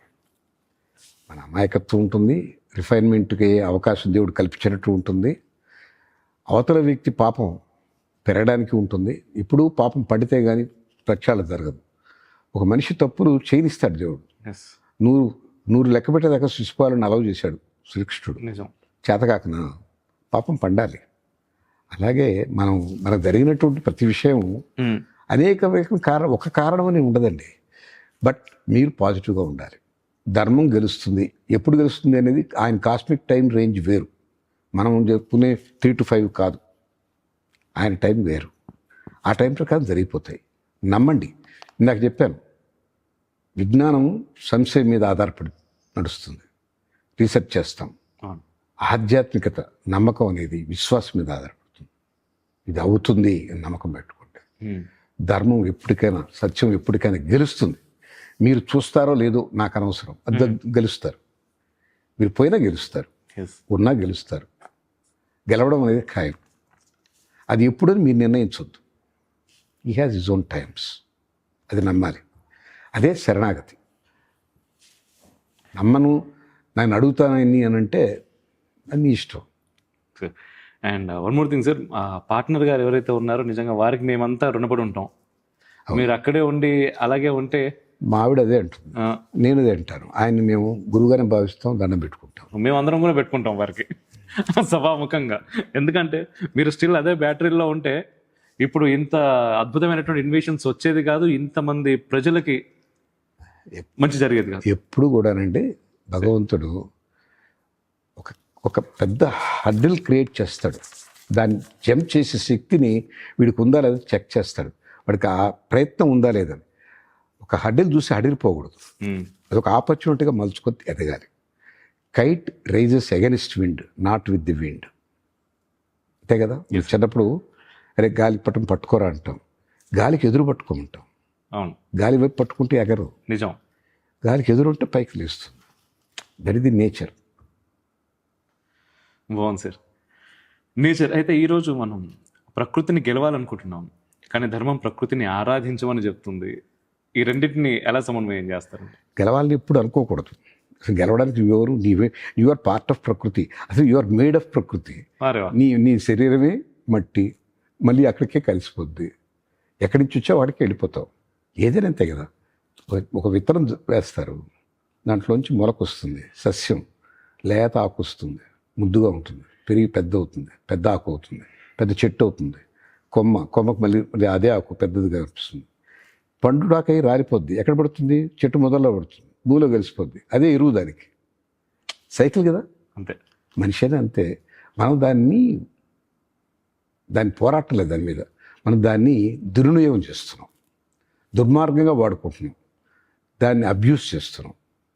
అది అప్పుడప్పుడు సహిస్తుంది. అది కూడా అమ్మాయి, ప్రకృతి మాత అంటాం. అవును. మాతకి క్షమాగుణం ఎక్కువ. తల్లికి ఎంత ఓర్పు ఉందో భూమాతకు అంత ఓర్పు ఉంటుంది, గోమాతకు అంతే ఓర్పు ఉంటుంది, ప్రకృతి మాతకు అంతే ఓర్పు ఉంటుంది. ఒక దశ దాటాక ఒకసారి అంటే మడమల మాడిపోతాం. ప్రకృతికి మనం దాన్ని సయోధ్యగా వాడుకుంటే ఎంతో ఉపయోగం. దానికి ప్రకృతి దూరంగా జరిగితే నష్టపోతాం. దాన్ని అబ్యూస్ చేస్తే నష్టపోవడం కాదు, నశించిపోతాం. నష్టపోవడం వేరు, నశించిపోవడం వేరు. ప్రకృతికి విరుద్ధంగా ఏమి చేసినా నశించిపోతారు. ప్రకృతిని ఆరాధించాలి. మన మన మన జీవన విధానంలో చెప్పిందే అది. అది హిందూ మతం కాదండి, హిందూ ధర్మం. మనం హిందూ మతం కింద మార్చాం, కానీ మన జీవనశైలి నిర్దాయకంగా మనకు చెప్పినటువంటి సూత్రాలు ఏమిటంటే ప్రకృతిని ఆరాధించమన్నారు. ప్రకృతిని ఆరాధించలేకపోతే కనీసం దాని జోలికి వెళ్ళొద్దు, దాన్ని వాడుకో అంతే. నీకు ఎంతవరకు అవసరం అంతవరకు అది నీకు కావాల్సిన నీడిస్తుంది, కావాల్సిన చెట్టు ఆకిస్తుంది, ఆహారం ఇస్తుంది, ఫలం ఇస్తుంది, గాలి ఇస్తుంది. దానికి ఏది ఇవ్వదు? అన్నీ ఇస్తుంది. ప్రకృతి నుంచి వచ్చినాయి అన్నీ మనకు. దాన్ని తగుపాడలో జాగ్రత్తగా వాడుకుంటే మంచిదే. దానికి కాకుండా వ్యతిరేకంగా పోయిన వాడు నష్టన పోతాడు, నశించన పోతాడు. అండ్ ఈరోజు ఒక పదం చాలా ఎక్కువగా వినిపిస్తూ ఉంటుంది సార్, జెన్జీ అని. ఈ కొత్త తరంకు ఒక జెన్జీ అని ఒక నామకరణం చేసిర్రు. వాళ్ళందరూ ఆ జెన్జీ పిల్లలు సమాజంలో తిరుగుతూ ఉన్నారు, నెక్స్ట్ జనరేషన్. అయితే వీళ్ళు ఎక్కువ మట్టుకు కూడా స్వేచ్ఛను కోరుకుంటున్నారు అనేది ఒకటి వినిపిస్తూ ఉంటుంది. అయితే ఆ స్వేచ్ఛకి మీరు ఇచ్చే నిర్వచనం ఏంటి? ఎటువంటి స్వేచ్ఛను వారు కోరుకుంటే బాగుంటుంది అంటారు? స్వేచ్ఛ అనేది మన స్వేచ్ఛ, అసలు మనిషి ఎప్పుడూ స్వేచ్ఛాయుతంగా ఉండాలి కాదను. కానీ నా స్వేచ్ఛ మరొకరి ప్రతిబంధకం కాకూడదు. నాకు స్వేచ్ఛగా బజార్లో బట్టలిపి తిరగాలి అని అంటే ఇంకొకరికి ఇబ్బంది కలిగించే అంశం అది. వాళ్ళకి స్వేచ్ఛ ఉంది కదా, ఏమని స్వేచ్ఛ ఉంది? వాళ్ళ చుట్టూ ఉన్న పరిసరాలు అద్భుతంగా ఉండాలని. నువ్వు వికృతంగా వాళ్ళ చుట్టూ తిరుగుతానంటే ఎట్లా? వాళ్ళ స్వేచ్ఛకు నువ్వు భంగం కలిగించే స్వేచ్ఛ నీ స్వేచ్ఛ కాదు. నీ స్వేచ్ఛ కారణంగా ఎవరికి అసంతృప్తి, అసౌకర్యము, అపాయం కలగకపోతే అది మంచి స్వేచ్ఛ. అది స్వేచ్ఛ అనేది ఏంటంటే భావాలకు సంబంధించింది. నీ భావ సమీకరణ నీది, నా భావ. కానీ ఒకరి భావాన్ని ఒకరు నిరసించకూడదు, యాక్సెప్ట్ చేయకపోవచ్చు. భావాల్లో విభిన్నత ఉండొచ్చు, ఉండాలి కూడా. నా భావం మీ భావం ఒకటే రకంగా ఉంటే సమాజం ఒకే రకంగా ఉంటుంది. కానీ ఏకత్వంలో భిన్నత్వం ఉండాలి. మనం కలిసే ఉన్నాం, కానీ ఒక్కొక్కరు ఒక్కొక్క రకంగా ఆలోచించగలిగితే పువ్వు పరిమళించినప్పుడు, దాన్ని విచ్చుకున్నప్పుడు, వికసించినప్పుడు రేకులు అన్ని వైపులా చూస్తాయి, ఒకే వైపు చూడవు. ఒకవైపు చూస్తే ఆడుగా అనిపించదు, వికసించి అన్ని వైపులా ఉంటుంది. అది ఒక్కొక్కరి ఆలోచన సరళది, దాన్ని వ్యతిరేకించకూడదు. మీరు ఫాలో కాకపోవచ్చు, ఎవరి అభిప్రాయాన్ని వాళ్ళు గౌరవించాలి, అది స్వేచ్ఛ. నా అభిప్రాయాన్ని మీరు అలవ్ చేయాలి, మీ అభిప్రాయాన్ని నేను అలవ్ చేయాలి. నా భావ ప్రకారం నేను వెళ్తాను, మీకు కష్టం కలగనంత వరకు మీరు కూడా అదే చేయాలి. ధర్మం అదే. ధర్మం అంటే డెఫినేషన్ ఉందా చెప్పి అడుగుతున్నాం కదా. ధర్మం అంటే రెండు రకాల డెఫినేషన్ చెప్తాను. మీరు నాకు ఏమి చేయకూడదని అనుకుంటాను, మీరు నన్ను పలానా చేయకూడదు. అదేమిటి? మీరు నన్ను ఒరే తరి అనకూడదు, బూతులు మాట్లాడకూడదు, నాతో నన్ను అవమానం చేయకూడదు, నన్ను మోసం చేయకూడదు, నన్ను ఇబ్బంది పెట్టకూడదు, నన్ను హింసించకూడదు. ఇవన్నీ కోరుకుంటా మీ నుంచి. నేను కూడా అదే మీకు చేయకూడదు. సింపుల్. ఇతరులు నాకు ఏమి చేయకూడదు అనుకుంటానో నేను ఇంకొకరు చేయకపోవడమే ధర్మం. ఒకటి. అన్నిటికన్నా గొప్ప డెఫినేషన్ ఏంటంటే it is social obligation to society. It you are obligated to society is dharma. నేను ఈ సమాజానికి ఆబ్లిగేటెడ్. నేను ఏమి చేసినా సమాజంగా నాకు ఉపయోగపడాలి, నేను సమాజంలో భాగంగా నాకు ఉపయోగపడాలి, సమాజానికి ఉపయోగపడాలి అన్న ఆలోచన సరళి పెంచుకోవడమే ధర్మం. బాగుంది సార్. అండ్ ఇంతమంది భావ ప్రకటన స్వేచ్ఛ నిజంగా ఈ దేశంలో కొంతమేర హరింపబడుతుంది. ఏం చేద్దాం? ఏం చేయొచ్చు అంటారు సార్? ఇది చేసేది ఏం లేదండి. విద్యా వ్యవస్థ అన్నిటికీ మూలం అదేనండి. ఏమండి, పిండం బాగుంటే బిడ్డ బాగుంటాడు. అంతే, పిండమే బాగాలేకపోతే మనం ఏం చేస్తాం? నిజం సార్. సార్ ఇంకా చాలా చాలా ప్రశ్నలు ఉన్నాయి, కానీ సమయం కూడా చాలా తీసుకున్నాం మీది. ఆ, ఒక చిన్న ర్యాపిడ్ ఫైర్ క్వశ్చన్స్తో ఎండ్ చేస్తాం సార్ కార్యక్రమాన్ని. మీకు చాలా బాగా నచ్చిన సినిమా? మాయా బజార్. అరేవా, ఏదైనా పాట మా కోసం పాడమంటే ఏదైనా పాడతారా సార్? పాడలేను, ఏది? నేను పాడువాడిని కాదు. లిరిక్స్ ఏదైనా చెప్పమంటే మీకు బాగా నచ్చిన సాహిత్యం? అనుకున్నామని జరగవు అన్ని, అనుకోలేదని ఆగవు ఎన్ని, అరేవా. జరిగేవన్నీ మన మంచికేనని అనుకోవడమే మనిషి పని. అది అద్భుతమైన రచన. పాజిటివ్. మొత్తం వేదాంత ధోరణి మొత్తం 4 లైన్లలో. తెలుగు భాష గురించి ఒకసారి మీరు డిఫైన్ చేయమంటే ఏమని చేస్తారు? నాకు తెలుగంటే వెలుగు జిలుగు, తెలుగంటే కలికి కులుకు, తెలుగంటే తేనె చిలుకు, తెలుగంటే చిలక పలుకు, తెలుగంటే ఆమని, యామిని, నిరంతర సౌదామిని. వారా, తెలుగులోనే మాట్లాడుకుందాం, కనుపాపలా మలిచి కాపాడుకుందాం. సార్ మీరు రాస్తుంటారా? నేను 3 పుస్తకాలు రాశాను, మీకు కావాలంటే ఇస్తాను, చదవండి. ప్లీజ్ సార్, ఇవ్వండి. Thank you sir, thank you sir. And మీకు ఇప్పటివరకు సమాధానం దొరకని ప్రశ్న ఏదైనా ఉందా? సమాధానం దొరకని ప్రశ్న దొరకని ప్రశ్న ఒకటే. అందరికీ తెలుసు మనం ఇక్కడ టెంపరీగా వచ్చున్నాం, మళ్ళీ వెళ్ళిపోతామని. ఇట్స్ ఓన్లీ స్టాప్ అరేంజ్మెంట్ ఇక్కడ, ఈ భూమి మీదకి రావడం, మళ్ళీ వెళ్ళిపోవడం. మరి తెలిసి మనిషి ఎందుకు అటాచ్మెంట్ పెంచుకొని వెంపర్లాడతాడో తెలియదు. నాకు ఇప్పుడు తెలియదు. నాకు తెలుసు I'm not permanent here, I came here for a while, I have to go. అది తెలిసి ఎందుకు ఇట్లా అటాచ్మెంట్ పెంచుకుంటాడు అంటే దానికి ఆత్రేయ కవిత్వం ఉంటుంది. అది దాని ప్రేమకు పెట్టాడు ఆయన, జీవితాన్ని పెట్టుకోవచ్చు. తెలిసి వలచి విలపించుటలో తీయదనం ఎవరికి తెలుసు, తెలిసి వలచి విలపించుటలో తీయదనం ఎవరికి తెలుసు. అబ్బా, బాగుంది సార్, బాగుంది, చాలా బాగుంది. అండ్ ఇదే జన్మలో మీకు మరో అవకాశం ఉంటే మీరు మీలా కాకుండా ఎలా ఉండాలనుకుంటున్నారు? ఇప్పుడున్న మీలా కాకుండా. నాకు సంగీతం అంటే చాలా ఇష్టం. నేను చాలా పాటలు క్రియేట్ చేసుకున్నాను, రాయించుకున్నాను, స్వరం చేయించాను. ఆ పనిలో పడిపోయి ఉండేవాడు. నిత్యం 2 పాటలను వినాలి నేను. ఓకే. డైలీ నేను సేకరించిన పాటలు 3700 పాటలు ఉన్నాయి. మీకు ఇష్టం ఉంటే క్యూఆర్ కోడ్లో ఇస్తాను, వినండి, స్కాన్ చేసుకుంటే వచ్చేస్తాయి. ఓకే. నేను రాయించినవి ఉన్నాయి, సేకరించినవి ఉన్నాయి, రాయించి స్వరం చేయించినవి ఉన్నాయి. అన్నమాచార్య కీర్తనలు కొన్ని సేకరించి దొరకని, దాన్ని స్వరం చేయించి రికార్డ్ చేయించాను. కొన్ని పాటలు భావగీతాలు రాయించి స్వరం చేయించి రికార్డ్ చేయించాను. ఓకే. సో సంగీతకారుడిగా ఉండేవాడిని. బాగుంది సార్. ఇది బాధ్యత, సోషల్ బాధ్యత కాబట్టి చేశాను. ఇదేదో నేను ఆదర్శం కాదు, కానీ ఇది నా బాధ్యత. I should do something for this అని చేశాను. మీకు బాగా నచ్చిన మ్యూజిక్ కంపోజర్ ఎవరు అంటే? నాకు నచ్చిన మ్యూజిక్ తెలుగులో అయితే పెండ్యాల, రాజేశ్వరరావు ఇద్దరు. ఇప్పుడు ఇటీవల కాలంలో కీరవాణి గారు. పాట సార్? ఎస్ వాసరావు, చాలా మంచి పాట ఆయన చేసింది. సీతారామయ్య గారి మనవరాలు ఉన్నాయి, చాలా మంచి పాటలు ఉన్నాయి దాంట్లో. బాగుంది. మీలో మీరు మార్చుకోవాల్సింది? ఎప్పుడైనా ఇట్లాంటి ఇంటర్వ్యూస్లో గవర్నమెంట్ అనగానే తెలియని ఆవేశం వచ్చి తిడతాను, అది మానిపోవాలి. చాలామంది చెప్పారు నాకు, మీరు అంత ఆవేశంలో తిట్టకండి, మీకు స్థాయికి తగదని చెప్పారు. బహుశా నేను జీవించే జీవితానికి అది ఒక అపశృతి, ఆ కోపం ఉండకూడదు. దాన్ని కూడా చిరునవ్వుతో స్వీకరించే స్థితి ప్రజ్ఞత నాకు రావాలని కోరుకుంటున్నాను. అది కోపం అంటారా, ఆవేదన అంటారా? ఒక రకం కోపమే. ఓకే. భారతదేశానికి మీరు ఇచ్చే నిర్వచనం? భారతదేశానికి సహనం ఉండవలసిన దానికన్నా ఎక్కువ ఉంది. నిజానికి దానికి ఒక డెఫినేషన్ చెప్తాను. సహనం సనాతనం, సామరస్యం భారతీయం. ఉండవలసిన దానికన్నా ఎక్కువ సహనం ఉండే అనేక అస్తవ్యస్తాలు మనం యాక్సెప్ట్ చేసేస్తున్నాం. తప్పది. సామరస్యం భారతీయం.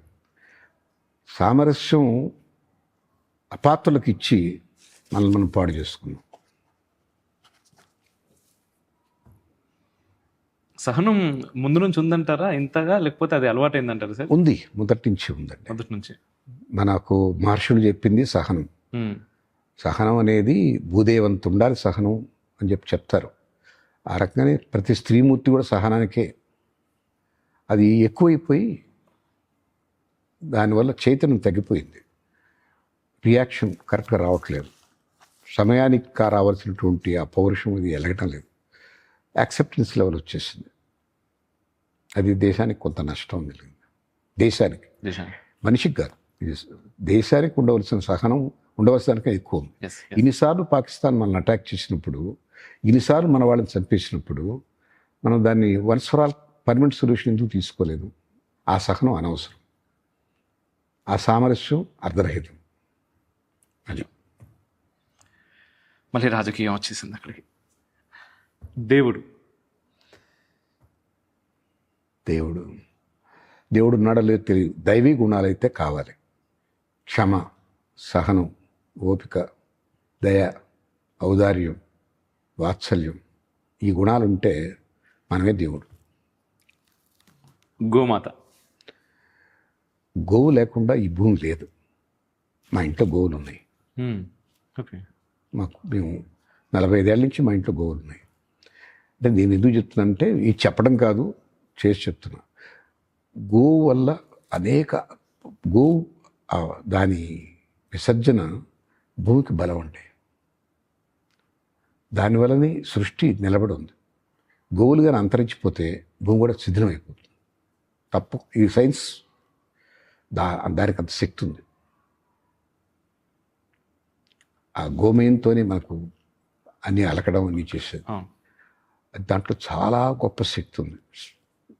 కాస్మిక్ ఎనర్జీని తీసుకొని దాన్ని డిస్ట్రిబ్యూట్ చేస్తుంది అందరికి. గోవు చుట్టూ తిరగడం ఎందుకు? దాని నుంచి ఎనర్జీ ఉంది, రేడియేషన్. మనం దేవస్థానాలు కట్టడం ఎందుకు అని అంటే మనం చేసే ప్రతి మంత్రం, నాదం నిక్షిప్తమై ఉంటుంది. అక్కడ పోగానే ఎనర్జీ వస్తుంది. సంవత్సరంలో 2 సార్లు 3 సార్లు దేవస్థానం ఎందుకు వెళ్ళాలంటే ఆ ఎనర్జీని తీసుకోవడానికి, దేవుని చూడడానికి కాదు.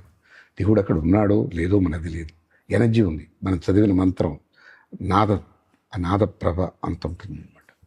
అట్లాగే గోమయం కూడా చాలా అవసరం.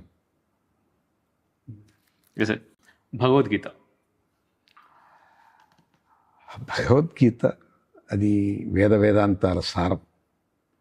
ఆ భగవద్గీత అన్ఫార్చునేట్లీ ఇప్పుడు మరణగీతిగా మారిపోయింది. ఎక్కడైనా చచ్చిపోతే అక్కడ వినిపిస్తుంది పాట. అది బతుకున్న వాళ్ళకి కార్యోన్ముఖులు చేయడానికి, నిద్రపుచ్చడానికి కాదు, చచ్చిపోయిన ఆయన గురించి ఏడవడానికి కాదు. ఒక మనిషి తన శక్తియుక్తుల్ని నిలబెట్టి కర్మాచరణం చేయాలి, క్రియాత్మకంగా ఉండాలి. అర్జునుడికి కృష్ణుడు చెప్పింది ఏమిటి? నీవు యుద్ధం తప్పకుండా చేయాలి. నువ్వు చంపటం లేదు వాళ్ళు ఎప్పుడో వాళ్ళు చనిపోయారు, కానీ నీ ధర్మం నువ్వు పాటించు అని అన్నాడు.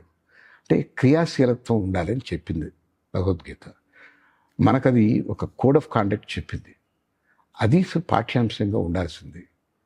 ఈ లౌకిక సమాజంలో కుహనా సెక్యులరిజం ఇది, నిజమైన సెక్యులరిజం కాదు. దాన్ని దూరం చేయడం ద్రోహం విద్యార్థికి. వేదం కోడ్ ఆఫ్ కాండక్టే. దాంట్లో అంత జ్ఞానం అంతా నిక్షిప్తం చేసి పెట్టారు. వేదంలో లేనటువంటి శాస్త్రం ఇంకోట్లేదు. వేదంలోనే ఆయుర్వేదం ఉంది, ధనుర్వేదం ఉంది, సర్వవేదాలు ఉన్నాయి. ఆ వేదంలో ఉన్నట్టు ధర్మం ఉంది, అన్నీ ఉన్నాయి. అవి అందరూ చదువుకోలేనటువంటి ఆ నాలెడ్జ్ ప్రాబ్లం ఉంది కనుక దాన్ని డీకోడిఫై చేసి అందరికీ అందించాలి. అదే ఉపనిషత్తులు. ఆ ఉపనిషత్తులు కూడా కఠిన భాషలో ఉంటే దాన్ని కూడా ఇంకా సరళీకృతం చేసి మన జాతికి అందించాలి చిన్నపిల్లల వయసు నుంచి. ఇవన్నీ చిన్నపిల్లలకు చెప్పవలసిన సబ్జెక్ట్స్. ఇవి లేకుండా అవసరం లేనటువంటి కెమిస్ట్రీలు, మ్యాథ్స్, ఉద్యోగాలు సంపాదించే అవే చెప్తున్నారు. అవన్నీ భుక్తికండి. ముక్తికి వేదం ఇవన్నీ కావాలి. మనిషి సమగ్రంగా ఎదగడానికి, ఆలోచనకి, ఒక మంచి మనిషిగా తయారు కావడానికి. రామాయణం.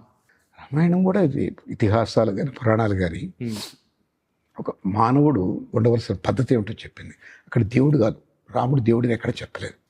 రాముడు మనిషి అయి ఉండి తను చేయవలసిన కార్యక్రమాల్ని చేశాడు, తను ఎలా బిహేవ్ చేశాడు, తన ప్రవృత్తి ఎలా ఉండేది, అతను స్మిత భాషి, మృదు భాషి, పూర్వ భాష, నవ్వుతూ మాట్లాడేవాడు, పరిమితంగా మాట్లాడేవాడు. ఎదుటివాడు కనపడ్డప్పుడు ఆయన కన్నా ముందు ఈయనే పలకరించేవాడు. సరే, మీకు మిగతా విషయాలు తెలుసు. ధర్మరక్షణ కోసం యుద్ధం చేశాడు. భార్యను కాపాడుకోవడానికే కాదు, దానికి అక్కడ ఉన్నటువంటి అరాచకాన్ని రావణ సంహారం చేయాల్సి వచ్చింది. ధర్మ సంరక్షణ కోసం చేసినటువంటి యుద్ధాలు ఇవన్నీ. దానికి ఒక కథ కల్పించి ఉండొచ్చు, లేదా నిజంగా జరిగి ఉండొచ్చు కూడా. అమ్మవారిని పోగొట్టుకున్నాడేమో. కానీ ఒక మానవుడు ఉండవలసిన తీరు, విధానం, పద్ధతి సమగ్రంగా పర్సానిఫైడ్. అది రామాయణం దేవుడి కథ చదివినట్టు చదవకూడదు.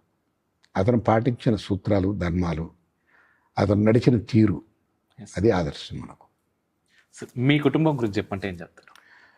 నా కుటుంబం జాయింట్ ఫ్యామిలీలో పెరిగాను, కానీ అక్కడ ఎక్కువ పెరగలేదు. తెలుసు నాకు. మా మేనమావ దగ్గరికి వచ్చాను, ఆయన కుటుంబమే లేదు, ఆయన ఒక్కడే, మా అమ్మమ్మ ఒకటే. ఒక రకంగా చిన్న వయసు బాల్యంలో నేను ఉన్న చిన్న చురుపాటి సౌకర్యాలు, సౌలభ్యాలు కోల్పోయిన వ్యక్తిని. ఒక రకంగా నా బాల్యం మంచిది కాదు. దానికోసమే నేను ఎత్తుకున్నవి సంగీతం, సాహిత్యం. అది మేలే అయింది నాకు.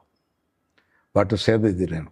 ఈ ఇండస్ట్రీలోకి వచ్చాక నాకు మనసు నచ్చనప్పుడు, ఈ వ్యవస్థతో పోరాటం చేయలేనప్పుడు, పోరాటం అంటే ఏం చేయాలి? కొట్టాలి వాడిని. చేయలేను. తిట్టను. మంచి భాష ఉండాలి, వక్రంగా మాట్లాడకూడదని మా అమ్మ నేర్పించింది. ప్రశ్నించమని మా మామ నేర్పించాడు. ప్రశ్నించాను, ఎక్కడ జరగలేదు. తిట్టకూడదు కాబట్టి తిట్టలేదు, కొట్టకూడదు కాబట్టి కొట్టలేదు. సో ఇవన్నిటి నుంచి, ఈ స్ట్రెస్ నుంచి బయటపడడానికి నాకు సంగీతం, సాహిత్యం బాగా ఉపయోగపడ్డాయి. అవి ఎట్లా వచ్చింది అంటే, చిన్నతనంలో నాకు ఆటలు లేవు, పాటలు లేవు, కేవలం పుస్తకాలు, పాటలు. ఇవే నాకు పెద్ద వయసులో నా స్ట్రెస్ఫుల్ లైఫ్ నుంచి కాపాడినటువంటి ఉపకరణాలు. బాగుంది సార్. మీకు ఇంకా మూడే ప్రశ్నలు సార్. మీకు నచ్చిన రాజకీయ నాయకుడు? చాలా నాకు నచ్చిన రాజకీయ నాయకుడు